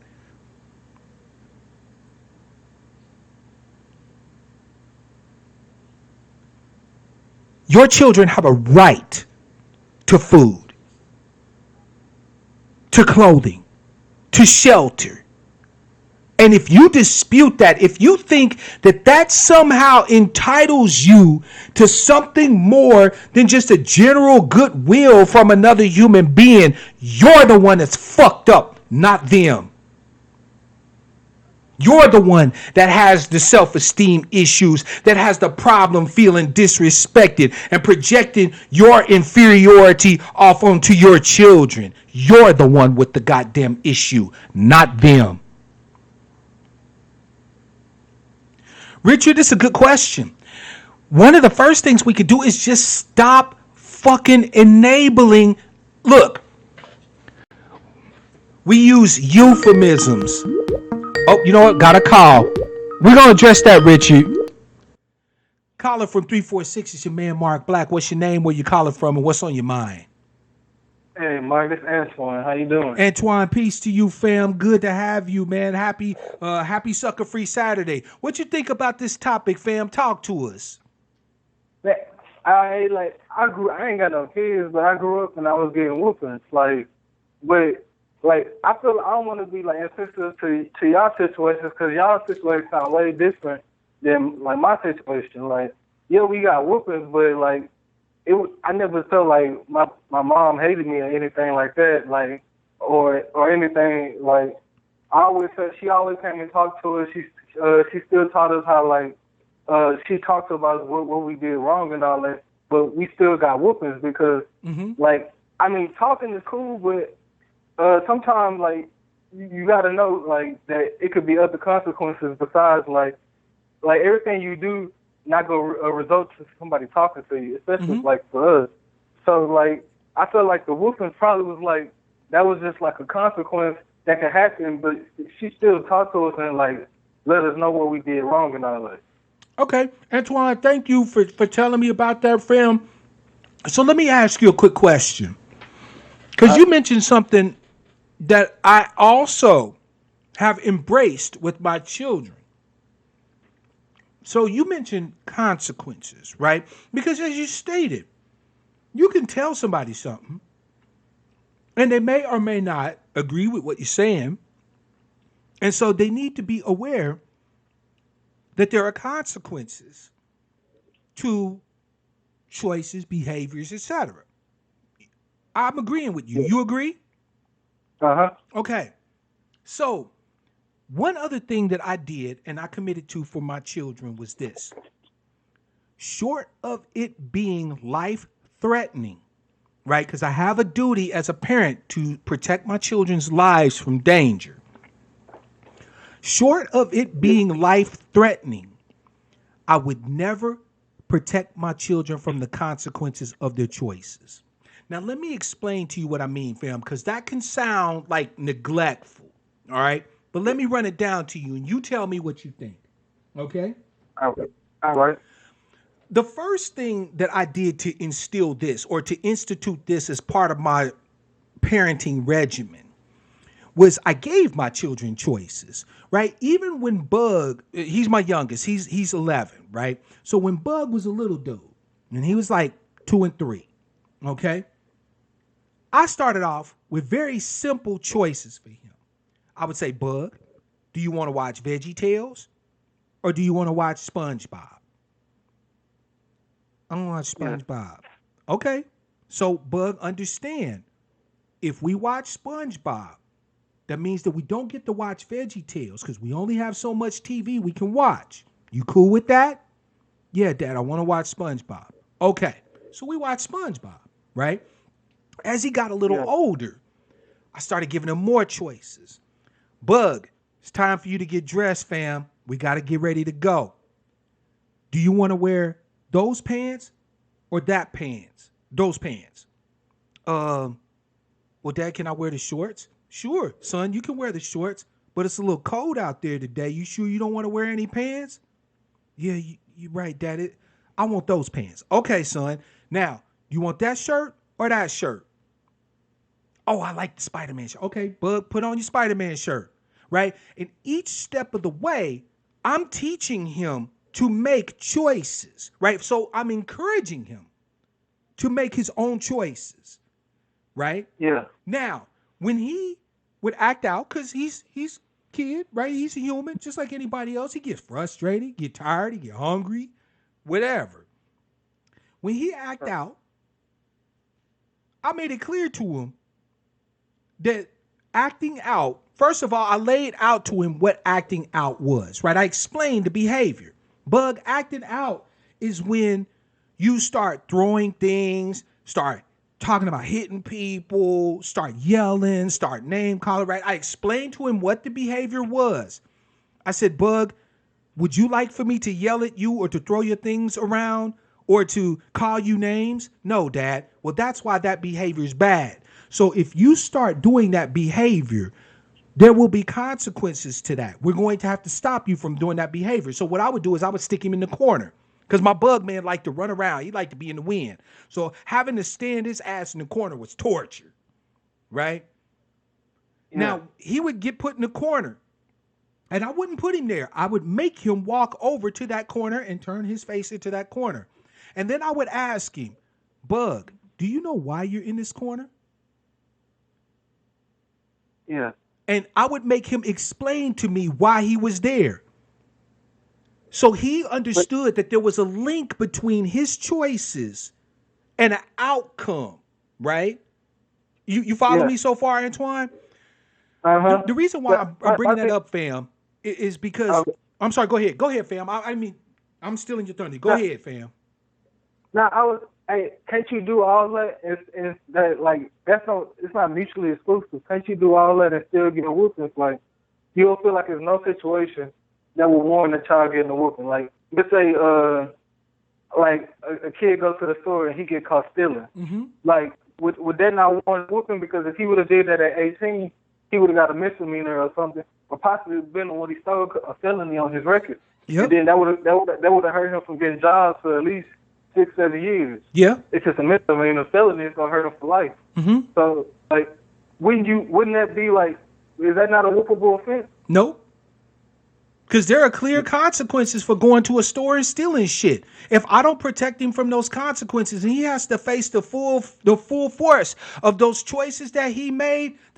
Look, fam. When we grow up, right, as an adult, me and my brother Antoine, as adults, like you said, if we walk into a store and we steal some shit, and we get caught stealing, there are clear consequences, right? Anything from a high misdemeanor to a possible felony, depending on the value of the item. We might get our ass whooped by the cops. These days, the way they shooting down ADOS folk, we might even get shot before we get out of the store. You feel me? Right? So there's clear consequences that we face with that choice that we make, right? Now, Yeah. here's the thing to know. Stealing, I'm sorry, go ahead, fam. when it comes to stealing though, it's a lot of children, especially high schoolers, like high school, especially high school girls and everything, like they steal like clothes and little makeup stuff, and it's just a popular thing around kids. Now, So Antoine, how many of them kids though you would say getting their ass whooped? I'm talking about if they get caught. No, I'm saying But how many of them kids you think are getting whippings at home? Not Because you said a it's a lot. popular thing, and we know kids getting their ass whooped. So how many of them kids you think that's indulging in this popular activity of going out stealing clothes, makeup, all that shit? How many of them you think is getting their ass whooped at home? I would say I see an even side of both. I see kids who don't get whoopings, and I see kids who do get whoopings. They both do it. Okay. So right. So if you get, so we know that this kids is getting their ass kicked. Did that stop them from stealing? no, but I'm saying, what if they never got caught though? But on the event where they get caught, then it's like, you know what I'm saying? A lot of kids just do it because their friends doing it, Mm-hmm. and it ain't like they just they just doing it because they at the mall, they been there all day, and their friends doing it, so they do it too. So I would say like if they get caught though, and you got to come get your kids from like the police, and knowing that if they was 18, that would have been on their record. Yep. Or they still might have to go to juvenile or anything. So, and they still be putting themselves in the system. So, like, at that point, I would think, like, a whooping, talk to them still, but I think a whooping at that point would be like, Nah, fam. there ain't got to be no abuse. Nope. No, not at all. And I'm going to explain why right here. See, All right. I figured out, and this is going to be a gift to you, brother. So I hope you take it in the spirit in which your brother Mark Black, one who loves you, is offering it. I figured out why it is the ADOS folk raise their children the way they do.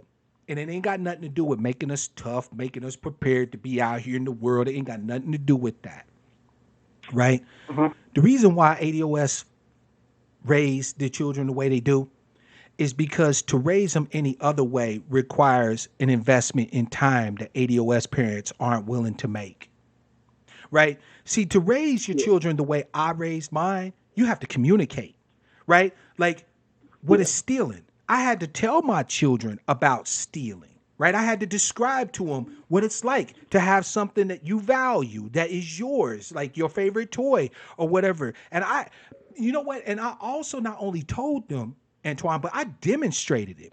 When I wanted to teach my son Bug about stealing, I went into his room. I said, Bug, what's your favorite toy? Right? He's like, oh, this toy right here. And I took it. And then I put it in my room. And he was like, Dad, can I have my toy? I said, no, that's my toy now. And he looked at me, Yeah. he's like, no, Dad, that's my toy. I said, no, I took it. It belongs to me now. Right? Yeah. And he got frustrated. I said, Bug, hold on, son. I know you're mad.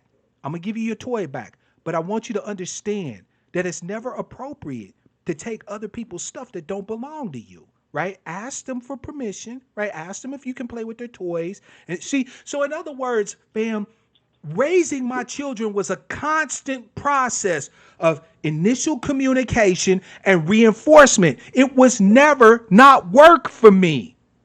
But we want to have good ass children who are never a worry or a bother or inconvenience, as Richard said, without putting in the effort to make children like that. Right? I didn't have to worry about my son Bug going out and stealing shit. You know why? Because he saw demonstrably how it hurts to take somebody's shit that doesn't belong to them. Because it happened to him. Now, had Bug gone out and steal something from somebody else, there are consequences, and he would experience the full force of those consequences. If my children go to jail on some dumb shit, they will sit in there. I'm not bailing them out. If they go and speak ill to somebody and get busted in their mouth because they didn't act like a human being, don't come crying to me. I told you, you don't go talking to people any old type of way you want to just because you think you can. Would you want them talking to you that way? No. Then this is what happens when that happens. You probably should refrain from doing that. I don't protect my children from the consequences of their own choices. I teach my children, Antoine, from the earliest age, fam, that their choices was their own and that they carry consequences. And I made sure, age appropriate, to explain what those choices were, what the consequences are of making choices, and so on and so forth. Dude, it was more work. No lie, right? It was more work Yeah. to raise my children the way I did. Because there was times, fam, when I just wanted to slap the dog shit out of them. I'm just going to keep it a full buck. I'm not super dad, right? There was times, I remember one time I told Bug, I said, Bug, you lucky child, because right now dad's feeling like throwing your motherfucking ass out the window. I'm not bullshitting. Now, I would never do it. I would never do it, fam. I never lay a hand on my Bug man. But the very Yeah. fact that I was able to be comfortable enough to communicate to him my frustration set his ass straight. You know what he did? He stopped doing the ill shit he was doing. He came up to me, he said, I'm sorry, Dad. My daughter, I told my daughter she was acting out in school. She came home. I didn't yell at her. I just looked her right in the eye. I said, you have no idea right now how disappointed I am in you. She broke down crying, fam, begging me to accept her apology, and she didn't act out in school again.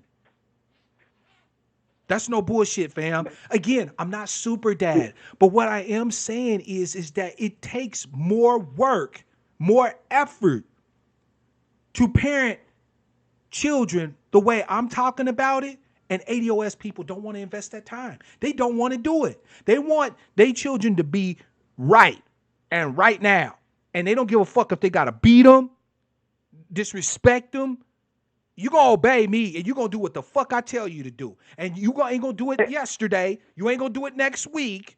We ain't gonna have no discussion about it. You gonna do it right now. Hey, That's but go ahead, I'm fam. from Houston. I'm from Houston, so like I grew up around. It's a whole like Houston, a melting pot. It's a bunch of cultures. Like Africans with their kids, Indians with their kids, Asians with their kids, Mexicans with their kids. It's a lot of white people with their kids too, especially the ones who be like drunk and stuff. I They don't abuse give their a kids. fuck about none of those So other people, fam. I'm talking about no, ADOS. I wouldn't care if every no, people in this country it ain't beat just. their kids. But I'm saying it ain't just like it's not like just a black thing. Like, but it's the Bible. Like I'm an Israelite, so the Bible says that you can't spread a rod. Like Facts. there. The Bible also encouraged slaves to obey their masters. So why we free? You say what? The Bible also said slaves obey your masters, right? So why we free? Because we're not slaves. No, we were slaves. So how we get free? Being Because being freed is disobedience. The master wants to keep you. He don't want to free you. So why would we fight it for happens freedom? because Fam, we're I supposed don't. to be slaves. Listen. Let me We're not supposed pause. to be slaves forever though. Let me It was never pause, supposed to fam. be. Let me All pause. right. Right? No, because I don't want to show no disrespect to your faith. Right?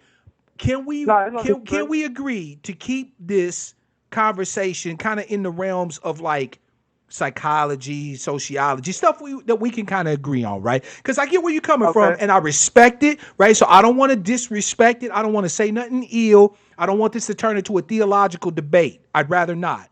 What I will Okay. say is that as ADOS people, if you combine the lack of willingness to invest in our children, because that, fam, I'm not gonna bite my tongue for nobody. The way we raise our children indicates clearly to me that we have no desire to really invest in our children. It's a fact.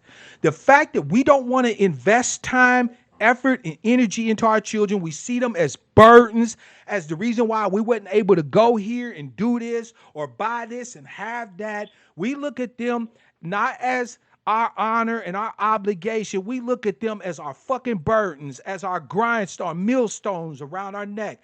Combine that with what we gotta face under this society as ADOS when we grow up. And it's a wonder not more of us are fucked up. We're not raising people right. And I don't give a damn what other ethnic groups do. That's on them, right? I got to care about mine. And if I can see a better path, or at least a path that appears to be more workable, then that's a discussion that we need to have. And I'm just glad that I'm willing to shine some light on one of the most taboo subjects, because every ADOS parent takes child rearing personal, because it is a personal thing. But I'm not above criticism, and we should not be above criticism when it comes to how we're doing our children, because it's fuckery.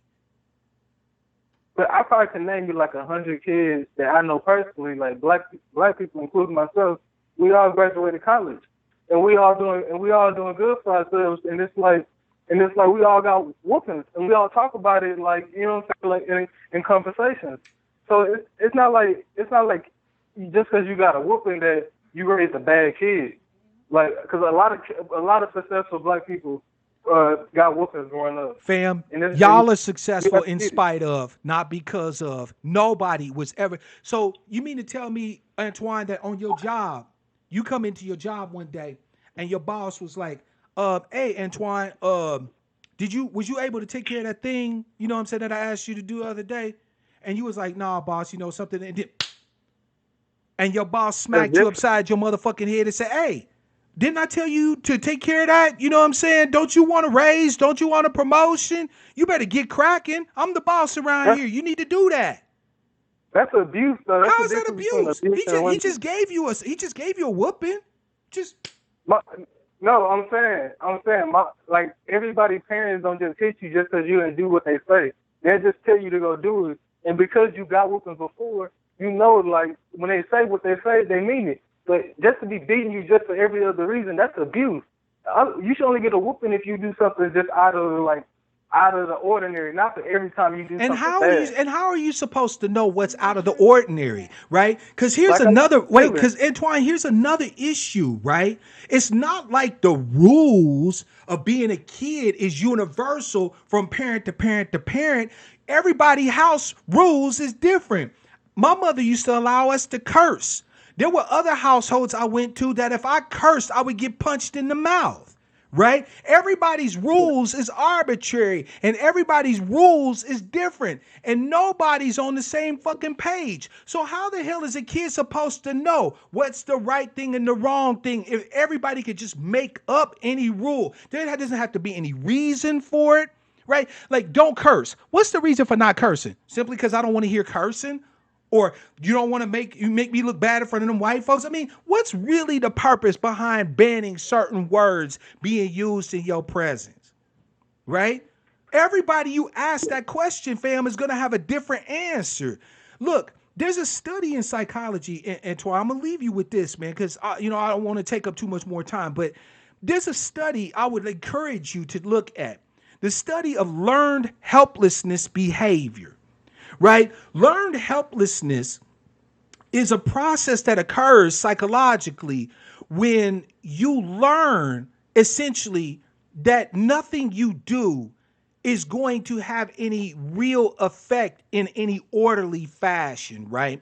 They did studies where they took mice and they put them in a cage and they would give them shocks every so often, not to kill them or anything like that, but they would be uncomfortable. So they would shock the mice. Now, if the mice had the capability to control the shocks through accessing some switch of some kind, right? Then you could shock the mice all you want. And they would have the capability to be able to rebound from it, right? But if you made it to where no matter what they did, they had no control over when the shocks came or how any way to stop the shocks, eventually the mice simply gave up. They crawled into a corner, they wouldn't eat, they wouldn't do anything, they would just sit there in despondence. Because what would happen is they would learn that nothing they do is going to prevent the bad thing from happening to them. ADOS children learn all these arbitrary rules, which never gives them any certainty that they're acting in a proper fashion. The rules are all over the fucking place. So they learn that, well, I just better obey what anybody tell me because I never know if the rule is going to get me beat or whatever the case may be. You feel me? So Yeah. we need to start taking a look at the fact that, yeah, it would be easy to say, that there's only certain circumstances in which you should get a whooping, but those circumstances would vary across the board. There's nothing that is standard, nothing that is orderly. It's all arbitrary and random. But it don't have to be cookie cutter. Like we can do things like differently. Like we all not the same people. We all not raised the same. So like, it's different for every parent is different for their household. And we are, as long as you raise up a good person, it don't matter if you get whooped for different situations. But I'll be honest with you. I am strange in that I see children as nothing more than neophyte adults. They have the same rights, the same capabilities for the most part, mentally and all of that, as we do, right? So if I am responsible for taking this neophyte human and turning him to a full grown adult human, my responsibility is to make sure that whatever they experience most closely emulates what they're going to experience as an adult. Now, as an adult, we all agree that any other adult who touches another adult without their permission committed a crime, an offense against them. Then if it's a crime and an offense that's committed against you, to you, for me to hit you, then it's a crime or an offense for me to hit my own children or hit any other child or whatever the case may be. Their rights are no different than ours. And the fact that we see it differently is just simply an expression of the fact that we've been acculturated to think that we have dominant power over them rather than being of service to them. It's a different mind state when you see that your job is to serve your children, to guide them and to help raise them up, not to dictate or lord over them. I have never seen my children as anything more than my duty and my obligation and my honor to take care of, right? I don't see them Yeah. as mine. They have been given to me for me to make into adults and to make into adult humans. And I take that responsibility seriously. So, fam, I'm certain we're going to agree to disagree, but I value your contribution and I value you, fam. Shalom to you, man. I appreciate your input, you know what I'm saying? And you are always welcome to call back in anytime, fam. Shalom. I appreciate you having me, Mark. Peace, brother. Oh boy, Peach in the house. I missed you. Where you been? Welcome to the broadcast. You ain't late. You right on time, fam. Again, I'm gonna be wrapping it up here shortly, but I am past glad that we can have this discussion. We should be having this discussion. Providing, look, I'm gonna give you a synopsis. Providing basic sustenance to your children is not. Damn it! I was gonna finish it up. Well, you know what? Screw it. Somebody always finishes better than me. Hey, it's your man Mark Black, calling from 903. What's your name? Where you calling from, and what's on your mind? Hey, Marcus, Black man. Hey, 903. Black man, holler at your fam, bro. How you be? I'm gonna let you finish it up. Go ahead. I wanted to say about the the abuse and you going back to all that kind of stuff, and even today it affects me now because back in the day, right, I didn't have a lot of toys and stuff like that, and I know it, and clothes and stuff like that. So in turn, what am I doing now? I'm buying toys from the 70s. Like if I see a toy from the 70s at a garage sale or something, Yeah. or I bought a $6 million man toy at a. I'm serious. And then No, with my fam, shoes. you know what? I'm laughing because I can actually relate. Long Yeah. after I became an adult, I was going back to my childhood, getting the things that I Yeah. thought that I was denied, as a Right. child, right? And I Right. also, I don't know if you found yourself doing this, fam, but you ever noticed that you started looking for like elder brothers to be around, like to kind of replace, or elder brothers or sisters, like to replace the dysfunctional ass folks that you had raise you? Right now, to this day. Okay, so I was telling my uncle today. Well, they already know this, but I was telling this lady because she was trying to talk to me or trying to ask me some questions. And I told her I don't have any friends. The only people I hang around with my uncles, and both of them are in their 70s. I'm 49, right? Mm-hmm. If you ever hear me say, "Hey, if you ever hear me tell my wife, "Hey, I'm going to go to Mark Black's house to watch the Super Bowl," it's a lie. I'm cheating on her because I don't have friends like that. I don't hang with nobody. I sit right here at the house. I don't fool with nobody. Our part of that is from I think a part of that is from back then. I still sit there and buy train sets and stuff. To this day, I still sit there and will buy a train set. I probably got 15 train sets, but I still go back to that as I guess, what do you call it, coping mechanism or whatever? That's the way you cope with, I guess, if you have a stress or something in your life, you go out and try to purchase it out of you. And maybe that's a part of it.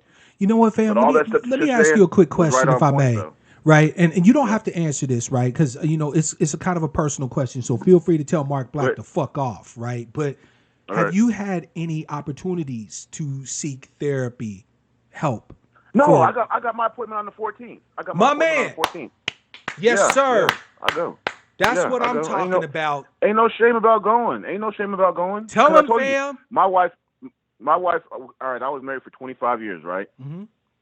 And my wife is leaving me at this point. So, after 25 years of marriage, she never had a job, ain't never worked or whatever like that. She's leaving me. And after all this is going down and stuff, I had to go back and sit there and say, I need to reevaluate myself somehow. And my doctor asked me, did I want to see somebody? I said, yeah. So, yeah, I've been seeing somebody. That's what's up. In terms of professional sense. And a part about the whooping things, I did with my kids, and I regret it. Because they always have that over me now. They always come back and say, well, you shouldn't have whipped me. You did this, you did that, or whatever. Mm-hmm. I never whipped my daughter. I would never put my hands on my daughter because, she was a girl and stuff. But, Mark, I'm telling you, boy, when they stole my wife's car that time, I was mad. I was hot. I just had to let them have it that day. I just was like, that don't make no damn sense for y'all to be doing the kind of stuff that y'all do when y'all have a pretty decent life, Their shoe game was out of control. the clothes game was out of control. I mean, just everything that I didn't have, I made sure that they had it in spades. So I thought, No, and I hear you, part fam. of my, part of my, because when I lived with my father, right, or if I lived with my mom, it was okay because I had running water and lights and stuff like that, right? The heat, AC, and all that. But when I lived with my dad, I didn't. Yeah. But I would much rather be with my dad and not have lights and AC and all that other stuff than to be with her abusive ass. I'd much rather have no lights, no running water, taking a dump out in the middle of the woods somewhere in a 5-gallon bucket, opposed to being with her and Right. having to go through her abuse that I went. And the last time that me and my mom got into it, she tried to hit me, and I was 15.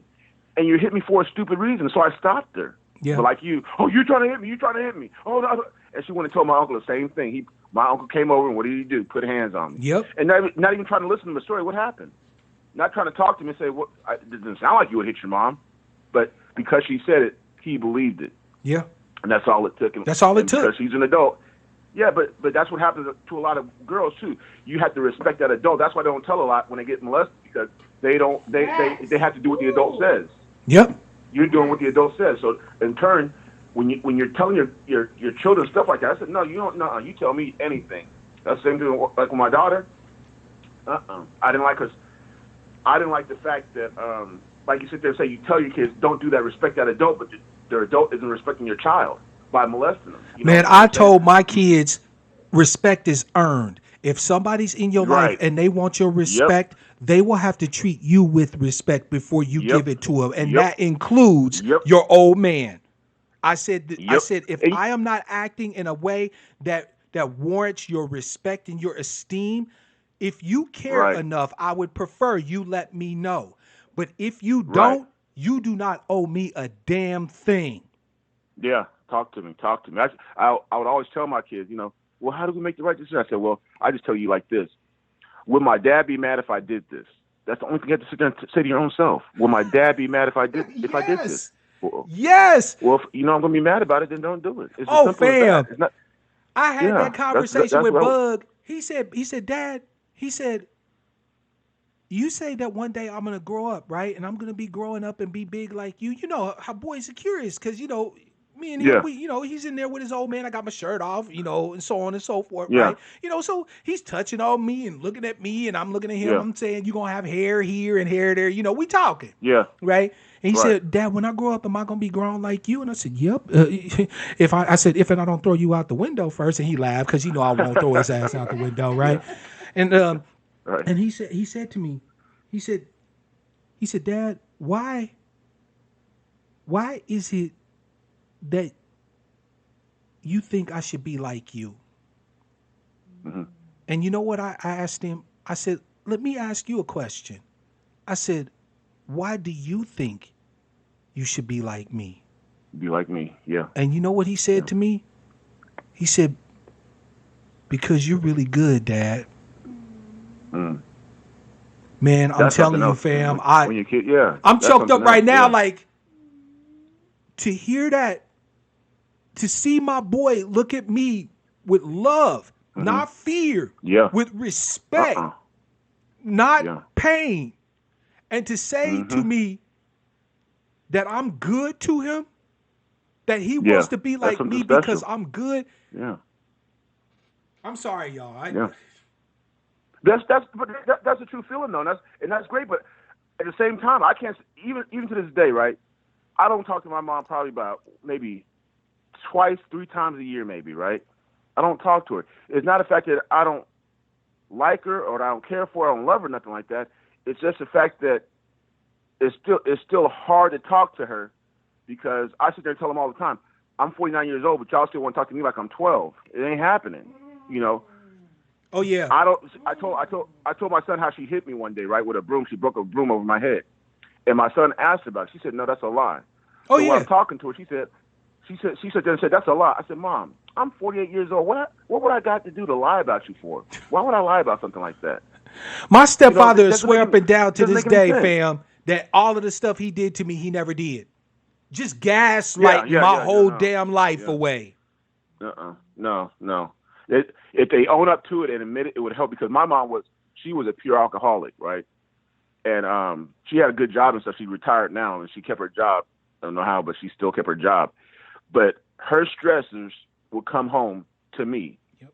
You know, I'm sitting there saying, well, hook me with boards, or, you know, just being abusive, tell me how ugly I was, you a stupid motherfucker, and all that kind of stuff. Mm-hmm. Like, well, if I'm ugly and stupid, you don't want to make me smarter then. You know, Facts. so ugly and, you know, Facts. get out of here. You know what I'm saying? You know, and you say, and this is the biggest thing I used to hate. All right, I would get a haircut, right? Mm-hmm. But okay, so they won't cut my hair for 3 months, right? And obviously it's nappy by then. And Right. the first thing they do is cut it all the way down to the Yeah, skin. they just skin it all the way down. Yeah, no edge up, no nothing. I'm looking like a damn fool. I'm just looking, and it always bothered me. It always bothered me when they would do that. Y'all ain't edging me up. Y'all won't even spend money on me to go get a haircut. But somehow I'm supposed to have self-esteem about myself and all that kind of stuff. And I remember when Roots came out, right? Me and my cousin, we was watching Roots. And I joke you not, this is what we sit there and said. After it was all over and stuff, that especially after the beating and stuff. Yeah. We both said to one another, I'm gonna be good. I'm gonna be a good nigga from now on. That's exactly what we said. There's no joke. Facts. I was gonna be a good Facts. nigga. I'm gonna be a good nigga from now on. That's what I sit there. We both sit there and said that. That's how it's traumatizing. It still affects you. This shit is sickening. Those effects are still here today. Yeah. This shit is sickening. And so when you're sitting there, huh? I just said the shit is sickening, fam. Yeah, exactly. That's why I try to tell my kids now. My older son, he has a little girl. I said it's going to be more important for you to talk to her and let her know than to whoop her and let her forget and not let her forget. You know what I'm saying? It's going to be a lot more important when you take the time to sit down and talk to her, opposed to beating her and thinking that you're making headway. Yeah. And you're really not going to be. You're really not going to be. My children are my disciples. And right. I'm not a religious man, but if I was, I would pray every day to be a master worthy of their discipleship. Every single fucking day. I reach out to everything that's in me to make sure. Matter of fact, fam, since I got you on the line, I'm gonna share a quick story with you and the rest of the fam, if you don't mind. Go ahead. My stepson is real interested in business. And there's this dude that he's looking to mentor with, right? Who, has got a YouTube channel. And so we were inquiring about the videos and stuff. And I thought the stuff the dude was saying was pretty basic stuff. I'm a pretty studious cap. Shalom, August. Welcome to the broadcast, sister.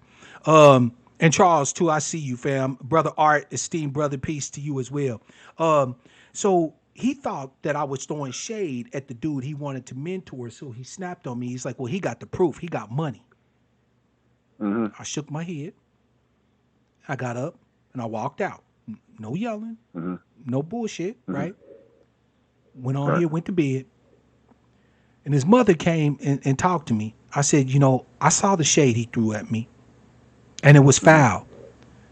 I said, and he is going to have to learn that I'm not obligated at this point because he's 20. He'll be 21 his birthday, right? Yeah. I'm not obligated to tell him a damn thing. I've done what I need to do for him. So if my advice, my guidance isn't valuable to him because this motherfucker's got money, then let him go ahead and shell out his bread and buy those lessons if that's what he wants, right?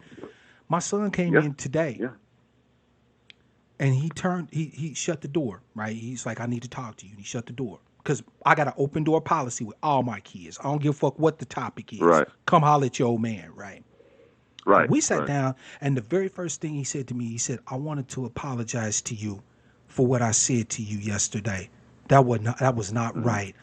I was being defensive. And he started running down to me why this is what you create when you allow your children to make their own choices and to experience the consequences of the choices that they make. Not that you want to see them fall, not that you want to see them No. struggle, right?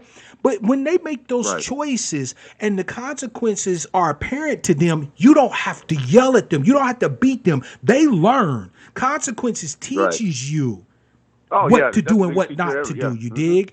Right? Uh-huh. And he ran it down to me why his behavior was off point, why it was off Right. code. And then, so I said, you know what, son? I accept your apology. And I said, and I even understand your mentality behind what you did. And I ran down to Right. him what I noticed. I said, so here's how it's going to go down. You're a grown man. I support you in whatever choice you make. All I ask is that you understand and go into everything with your eyes wide open. I said, you Wide can open, lie yep. to me. You can Yep. lie to your mother, but don't start fucking lying to yourself. Right. Right. And you know what? Right. We held hands. We shook hands. He's a 20-year-old grown ass man. We hug. Yeah. I hold Yeah. his hand. I show affection to my boys. You know what, fam? Yeah. If you take nothing, Well, but go ahead, brother. Go Mark, ahead. But back in the day, Mark, back in the day, it wasn't supposed to be like that. I ain't ready no fucking faggot. So you ain't hugging Right? me. I would try to, tell my dad I love him and my uncle I love him. Oh, you fucking faggot. You don't talk to me like that. Well, Yeah. damn. What yeah. Man, I just look. thought it was, My boys get. I tell them. I say, look, you my kids. I don't give a fuck how uncomfortable you get. You getting a hug and a kiss right now. Deal with it. Right. Especially my boys, man, because we family, we raising some hard nosed, mentally busted dudes, right? We're Right. taking away their capability to emote, right? To share their emotions. We're mentally stunting them by not allowing them to make choices and experience the consequences of those choices so that they learn and grow. And then on top of that, we're physically traumatizing them. And then we're wondering why we have these men that are just standing around waiting for somebody to put a battery in their back and give them a purpose, instead of actually going out here and building the world we all claim we want. Right. We are right, fucking right. our boys up. By every metric, our boys are suffering. Our boys are 3 times more likely to commit suicide of any group of children on the planet Earth. The sexual debut of black boys is 12 years old on average, meaning that they're not all the time having sex with little girls, because their black girls' sexual debut on average is 15 years old. So if black boys' sexual debut is at 12, who they fucking? Yeah. You I'm got not disagreeing women with none out of that. here who are fucking these boys, these babies, and completely ruining them. Right? Yep.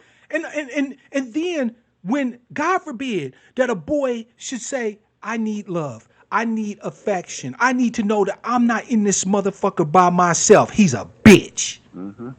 He's a fag. He's a punk. You ain't had no ass yet. I'm 12 years old. That's And the what I only said, time. yo, That's the only time a boy is supposed to be in any way emotionally vulnerable, is when he a dick on a light switch. But we raising good black folk out here. We doing it real big the way we doing it, right? No, because what Tone says, there's what is it? More black men in prisons than all the women around the world, or something like that. Exactly. There's more black men under correctional control or in prison than there are women across the globe, the entire planet. Yeah, there you go. Yeah. We That's just are crazy. not doing this crazy. shit right. It's as simple Something's going as on. that. I don't give a fuck if Big Mama whipped your ass and you think you turned out well. You did not turn out well, because the boys especially, but the children that we're minting are fucked up. And believe it or not, I'm not putting that on them, right? When you have children, if your children is fucked up, it's not on the children. It's on you. Yeah. If our I wanna tell children you a story ain't real quick. shit, stupid. My daughter. Yeah. Go ahead, My fam. daughter, right? She's in school, right? And at this point in time, I think she said she's in the third. I think she said the 3rd or 4th grade, right? I want to say the 3rd grade or so. But anyways, a teacher comes to the class and pulls her out of class and there's another white lady standing next to her, right? And she says to my daughter, she says, "What's after 3?" And my daughter says 4. And the lady looked at her. She said, "It ain't 4." She said, "No, it's 4." And she said, "Go back to class. You don't say it right. You don't say it right. You're not supposed to say it like that." And they sent my daughter back in the class. My daughter just told me as a senior, because she's a senior now. I mean, this is her last year. Yeah. And now she's sitting there seeing the racism that was done to her for speaking correctly. Yeah. For having a vocabulary that wasn't, because we're not from where we live. We're not from here. My uncle had lived here, but we're not from here. So, but when she speaks, as they say, proper, like you're sitting there saying, you're raising right kids and all that kind of stuff. She talk white. Isn't that funny? Yeah, you talk white. If you do anything that's self-improving, that is about growth and all this and that, it's white. But yet we want to argue white supremacy don't exist. Right. So when we moved out, we moved here, right? I stayed in town for just a short time, maybe a couple of years, right? And we moved out to the country. When we moved out to the country, I had 5 acres, the 4-bedroom brick house, 2-car garage. Damn, all that kind of good bro, stuff, I'm right? hating. No, but back then, but Mark, in the South, the houses ain't that expensive. Back then, the house was less than $100,000. Yeah, I feel you, fam. You know what I'm saying? Yeah. So when we moved out here or whatever, everybody was asking me, "Well, you think you're too good to be in town?" I said, "No, that's not it at all. I moved somewhere where I want to feel comfortable at." Mm-hmm. And the kids would always ask me, "Why we move out here in the country away from everybody?" I told them, because I want to be your biggest influence on you. Facts. I don't want the dude, the person next door influencing you more than me. I don't want that girl influencing you more than me, And you have to take those kind of strides. I took that kind of stride because I knew what it was like from my perspective, especially in the inner city when I lived in California. Mm-hmm. And after I got out of California and moved to Texas, I said, there's no way in the world I live back there. So I'll sit there and tell me, "You're going to come back. You're going to come back." Yeah. The South is racist. This, that, and that. California ain't no better. Nope. Just in a different mode that they give it to you in. Mm-hmm. The cost of living here is cheaper. And I'm not a bright guy. I didn't go to college and all that, right? And I told you, I bought a very decent house, and but I'm not.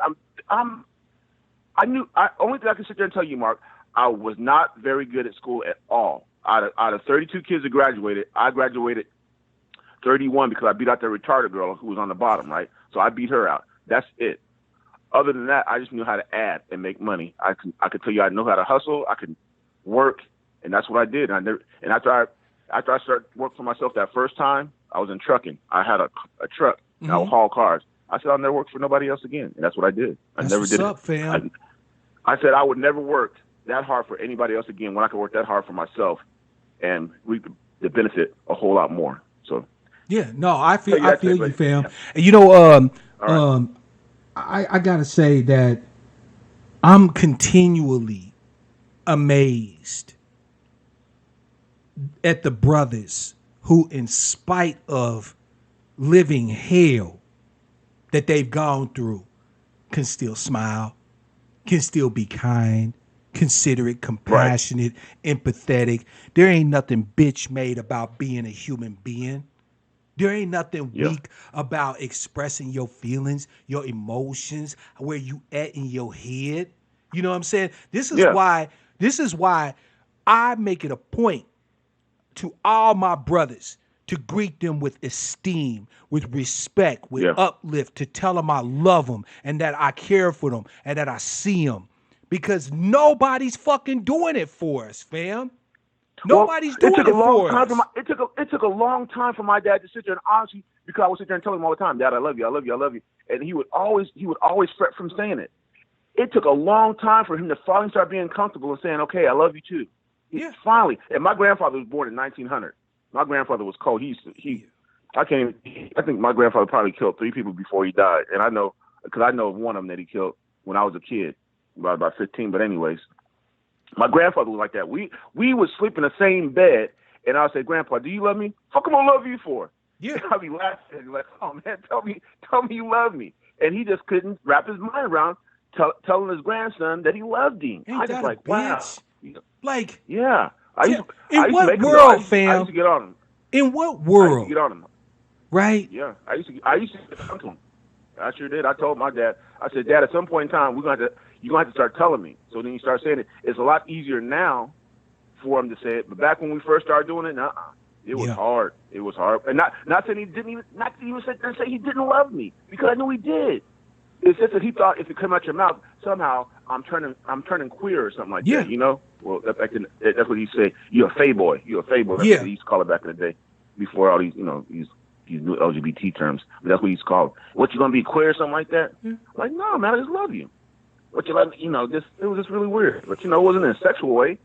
It was because of the way he was bringing me up. And I told him, you know, my dad has cancer now. He's still alive though. But I sit there and told him, there's no teacher in the world who is better than you. And there's no way in the world that I could have got this kind of training from you, from a teacher, for free. Everything you taught me, I'm talking about everything from fixing cars, you know, lights, construction, all that kind of stuff, plumbing, all that kind of stuff. There's no way in the world I could have ever learned it, and it saves you so much money because, you know, when you're a homeowner, you have to pay for all that stuff. To a professional, boy, you're gonna be broke. So you got to have the essentials on how to fix your stuff in order to stay above water. Facts. You know, in a lot of cases. And if it wasn't for him teaching me all that, there's just no way. There's no way possible, dude. It's just not. So I tell him all the time I appreciate him for those lessons, though. Fam, I wish your father a quick recovery. I wish him great health. You know what I'm saying? And I want him to be in your life for as long as you can have him, fam. Because it sounds like you got you a treasure. I appreciate it. I do. My old man, you know, he was a descendant of slave, like you say, picking cotton. He picked cotton from the age. I would always ask him, I said, at 5 years old? He said, yeah, they used to take us out of school. Yeah. They took him out of school to go pick cotton, while other white kids still in school and kicking it. Learning. Wouldn't you hear when we had that broadcast where that elder sister called in who was 77 talking about her experiences under Jim Crow and how they took them out of school for harvest season to pick cotton? She was picking cotton at 8 years old. Yeah, my aunt is 79 years old. She got those same stories. Yep. She got those same stories. The same kind of stuff of grandmother nursing the white boy and all that kind of stuff because the white woman was too small to nurse. Yep. So go put him on that nigger titty over there. Yeah, all that. And people act like it's so long ago. It's not that long ago. It is really not that long ago when you have your relatives sitting there telling you about the story. My uncle, because I videotape my family. I don't know if y'all do or not, but y'all should videotape your family and their stories. Yeah. But my uncle was ran out for screwing a white girl. That's how everybody went to California. That's how California came into our lives, because other than that, we were all in the South. Yep. Right? But he went to California. When he went to California, he would come back and visit and then tell everybody else, y'all need to come to California. So slowly but surely, everybody started migrating to California. Mm-hmm. And you would have a whole block, right? And it would be everybody who was in the South was on that block. Yep. Or not too far from that block. They were all still closely associated with one another. Just because they went to California, they still all stayed close, in close proximity to one another, just as they were still in the South. No joke. So when the people sit there and say, oh, that's been so long ago, y'all need to get over it, blah, blah, blah. I'm watching Emmett Smith. They're showing his lineage. Yeah. You know that one guy with the cane, what's his name? Louis Gates. Right. Louis Gates is showing him his family history. And Louis Gates shows him the people that owned him, all the stuff that they own now. The people that own Emmett Smith's foreparents, right? Mm-hmm. They got a trucking line. They got a store. They got a gas station. They got a trucking company. They got all that. Off of his family's labor. Exactly. So you want to sit there and tell, and then don't forget about, I sit there and told you that this one time. Don't forget about Ben Affleck. Remember Ben Affleck? Oh, yeah. He didn't want to be on it. You remember that? Yeah. White folks always talking about, I didn't know no slaves. You don't know what your fucking family owned because you don't do the lineage. So shut up. I don't want to hear about it. You don't do the lineage, so if you don't do the lineage, how do you know? Ben Affleck's like the same thing.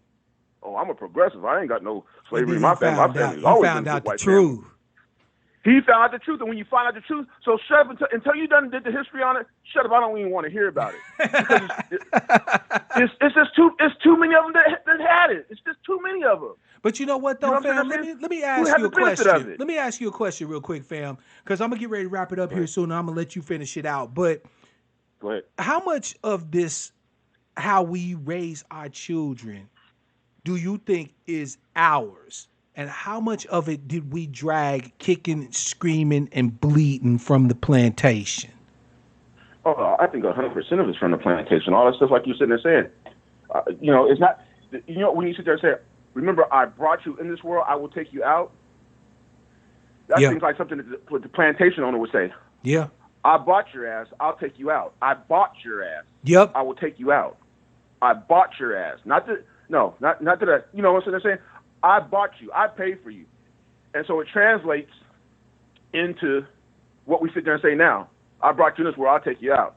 So I believe all that stuff is just a lineage of all that. Like you said, the whoopings, the beatings, the way you talk to someone like that. Mm-hmm. These are all things that they would sit there and talk. That's how you would talk to your slave. Oh shit! I mean, even the way that your father and them refused to, emotionally connect with you when you told them you love them. Why would you connect to somebody who might get sold off as soon as he get a little bit of hair on his face and some muscles on him? Right. Come straight from the plantation. It's a void there. Why you gonna get attached to this little black boy who even if you love him cold, in for a penny, in for a pound, gonna get sold off from you? Why you gonna tell him that? And you see, and you remember how kids got sold off and the stress and the agony that was in that scene. Now that was a fake scene. Now imagine you had that in real life. It's bad enough when your kid passes away before you, obviously, right? But it's another thing to know your kid is out there somewhere in the world being beat by a white man somewhere or being molested by a white man somewhere, all that kind of stuff. Like I said, we weren't sleeping with white folks first. They had to sleep with us first. Facts. We didn't do that. We didn't do any of that. We didn't. Just didn't happen. They screwed us first. Facts. That's where it all starts from. So all that stuff from back then is placated on us through generation, through generation, through generation. I don't care what nobody sits there and says, and they're starting to do more studies, I believe, now to try to come to realization of the psychology of that, especially, not to say this is a great thing, especially since PTSD is really being looked at and studied a lot harder than it used to. I mean, shout out to Dr. Joy DeGruy, because, I mean, she estimates that a good 90% of us actually have some form of PTSD simply because of living in this fucking society, right? But when you take into account the dysfunctional ass upbringing most of us go through, man, it's a recipe for bad mental health. It's straight up. You have your friends dying at 11 and 12 years old, being shot in the streets and stuff like that. It's not an easy life. Fuck no, it's not. The first time I saw death, just getting over it. The first time I saw death, like I saw death, not somebody died and I went to a wake or something like that. No, the first time I saw death, you know how old I was, fam? 14. 14, okay. 14. It was a little area in my hood where the old cats would gather to drink. Because a lot of the older cats in my neighborhood, they was too old to work and wasn't nobody giving a fuck about a bunch of old ass niggas, right? So they would scrapple up on some change and go get them a little bottle of something to drink on, and they would sit there, pass it around, talk shit, tell stories. You know how it is, right? And so it was warm out that day, and one of the brothers was out there drinking, and he didn't pay attention to his hydration, and he stroked out. And he died. Oh, wow. Like right there. And the fam was surrounding him trying to get him up. But he had already gave up the ghost, you dig? And I remember walking up to him and looking at him and thinking to myself, damn, that old man just said, "What's up, young blood," to me yesterday. I was fucked up behind it. Like, you know what I'm saying? I was like, damn, and now he's gone. Like, I'm sitting here watching his body. Yep. And me and my best friend were supposed to go to the... Go ahead, I'm sorry. No, fam, I was just going to say that there was nobody I could go to and tell them about what I was feeling just then. Nobody. Not my mama. Not nobody. Nobody. Right. When I was 18, I moved back to California. Called myself trying to get a job, but I was hanging out with my best friend from when I was a kid. And he said, "Let's go to movies on Saturday." I said, "All right, I'll see you Saturday then." So I get a call Friday and said, "Man, you need to check on Kevin. I think somebody killed him." I said, "What? No, we gotta go to movies tomorrow." So I called and spoke to his sister, and I'm crying. I'm not crying. I'm just like, "Man, where's Kevin at?" And then she started crying. Oh boy, did I lose it. and that was it. And that's the last time I seen him. And that was like, man, my dude, we were supposed to be going to movies. What happened? Somebody came. Well, the boyfriend had beat his sister up, so he beat the boyfriend up. And when the boyfriend came back, he came back with a gun and killed him. So that's what had happened. But yeah, it's all a part of it. So I still think to this day, because I'm 49, like I said before, how would he be doing today? What would he be doing today? Man, shout out How many to all children our, would he have all our had today? brothers who we What would he lost have been along part the of? way, Yeah. man. Shout out to them, Yep. fam. Yeah. No joke, Mark. Hey, man, I appreciate your time. I appreciate your Oh, show. no, man, I Appreciate, appreciate you, bro. Thank you for sharing appreciate your Miss Jenny, too. stories, your reality with us, man. We need to be telling the truth on this shit. Anytime, bro. Yes, Anytime. sir. Fam, look, like I said, I ain't Dr. Spock. Mark Black didn't put up no pie charts today. I didn't ground this in the data or anything like that. So if you feel free, to dispute what I'm saying, go right ahead. But fam, understand, man, it's hard enough out here being ADOS, right? Being the American descendants of slavery when America's trying to leave us with this slavery, leave us with this Jim Crow. You know what I'm saying? Leave us with this mass incarceration. The best start you can give your children is to have them understand that it is all right for them to be a human being, to be inquisitive, to ask questions, to show love, to care about each other, to care about you, to kiss them little motherfuckers every time you get a chance, boy or girl, to protect them with everything you got in them, because you are truly all they got. Just like we are truly all we got. The way we've been doing this thing ain't fucking working.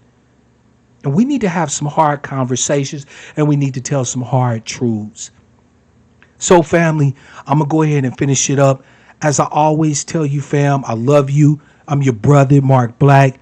And until the next time I see you, as always, I want to wish you all love, peace, prosperity, and power. Real power to our people.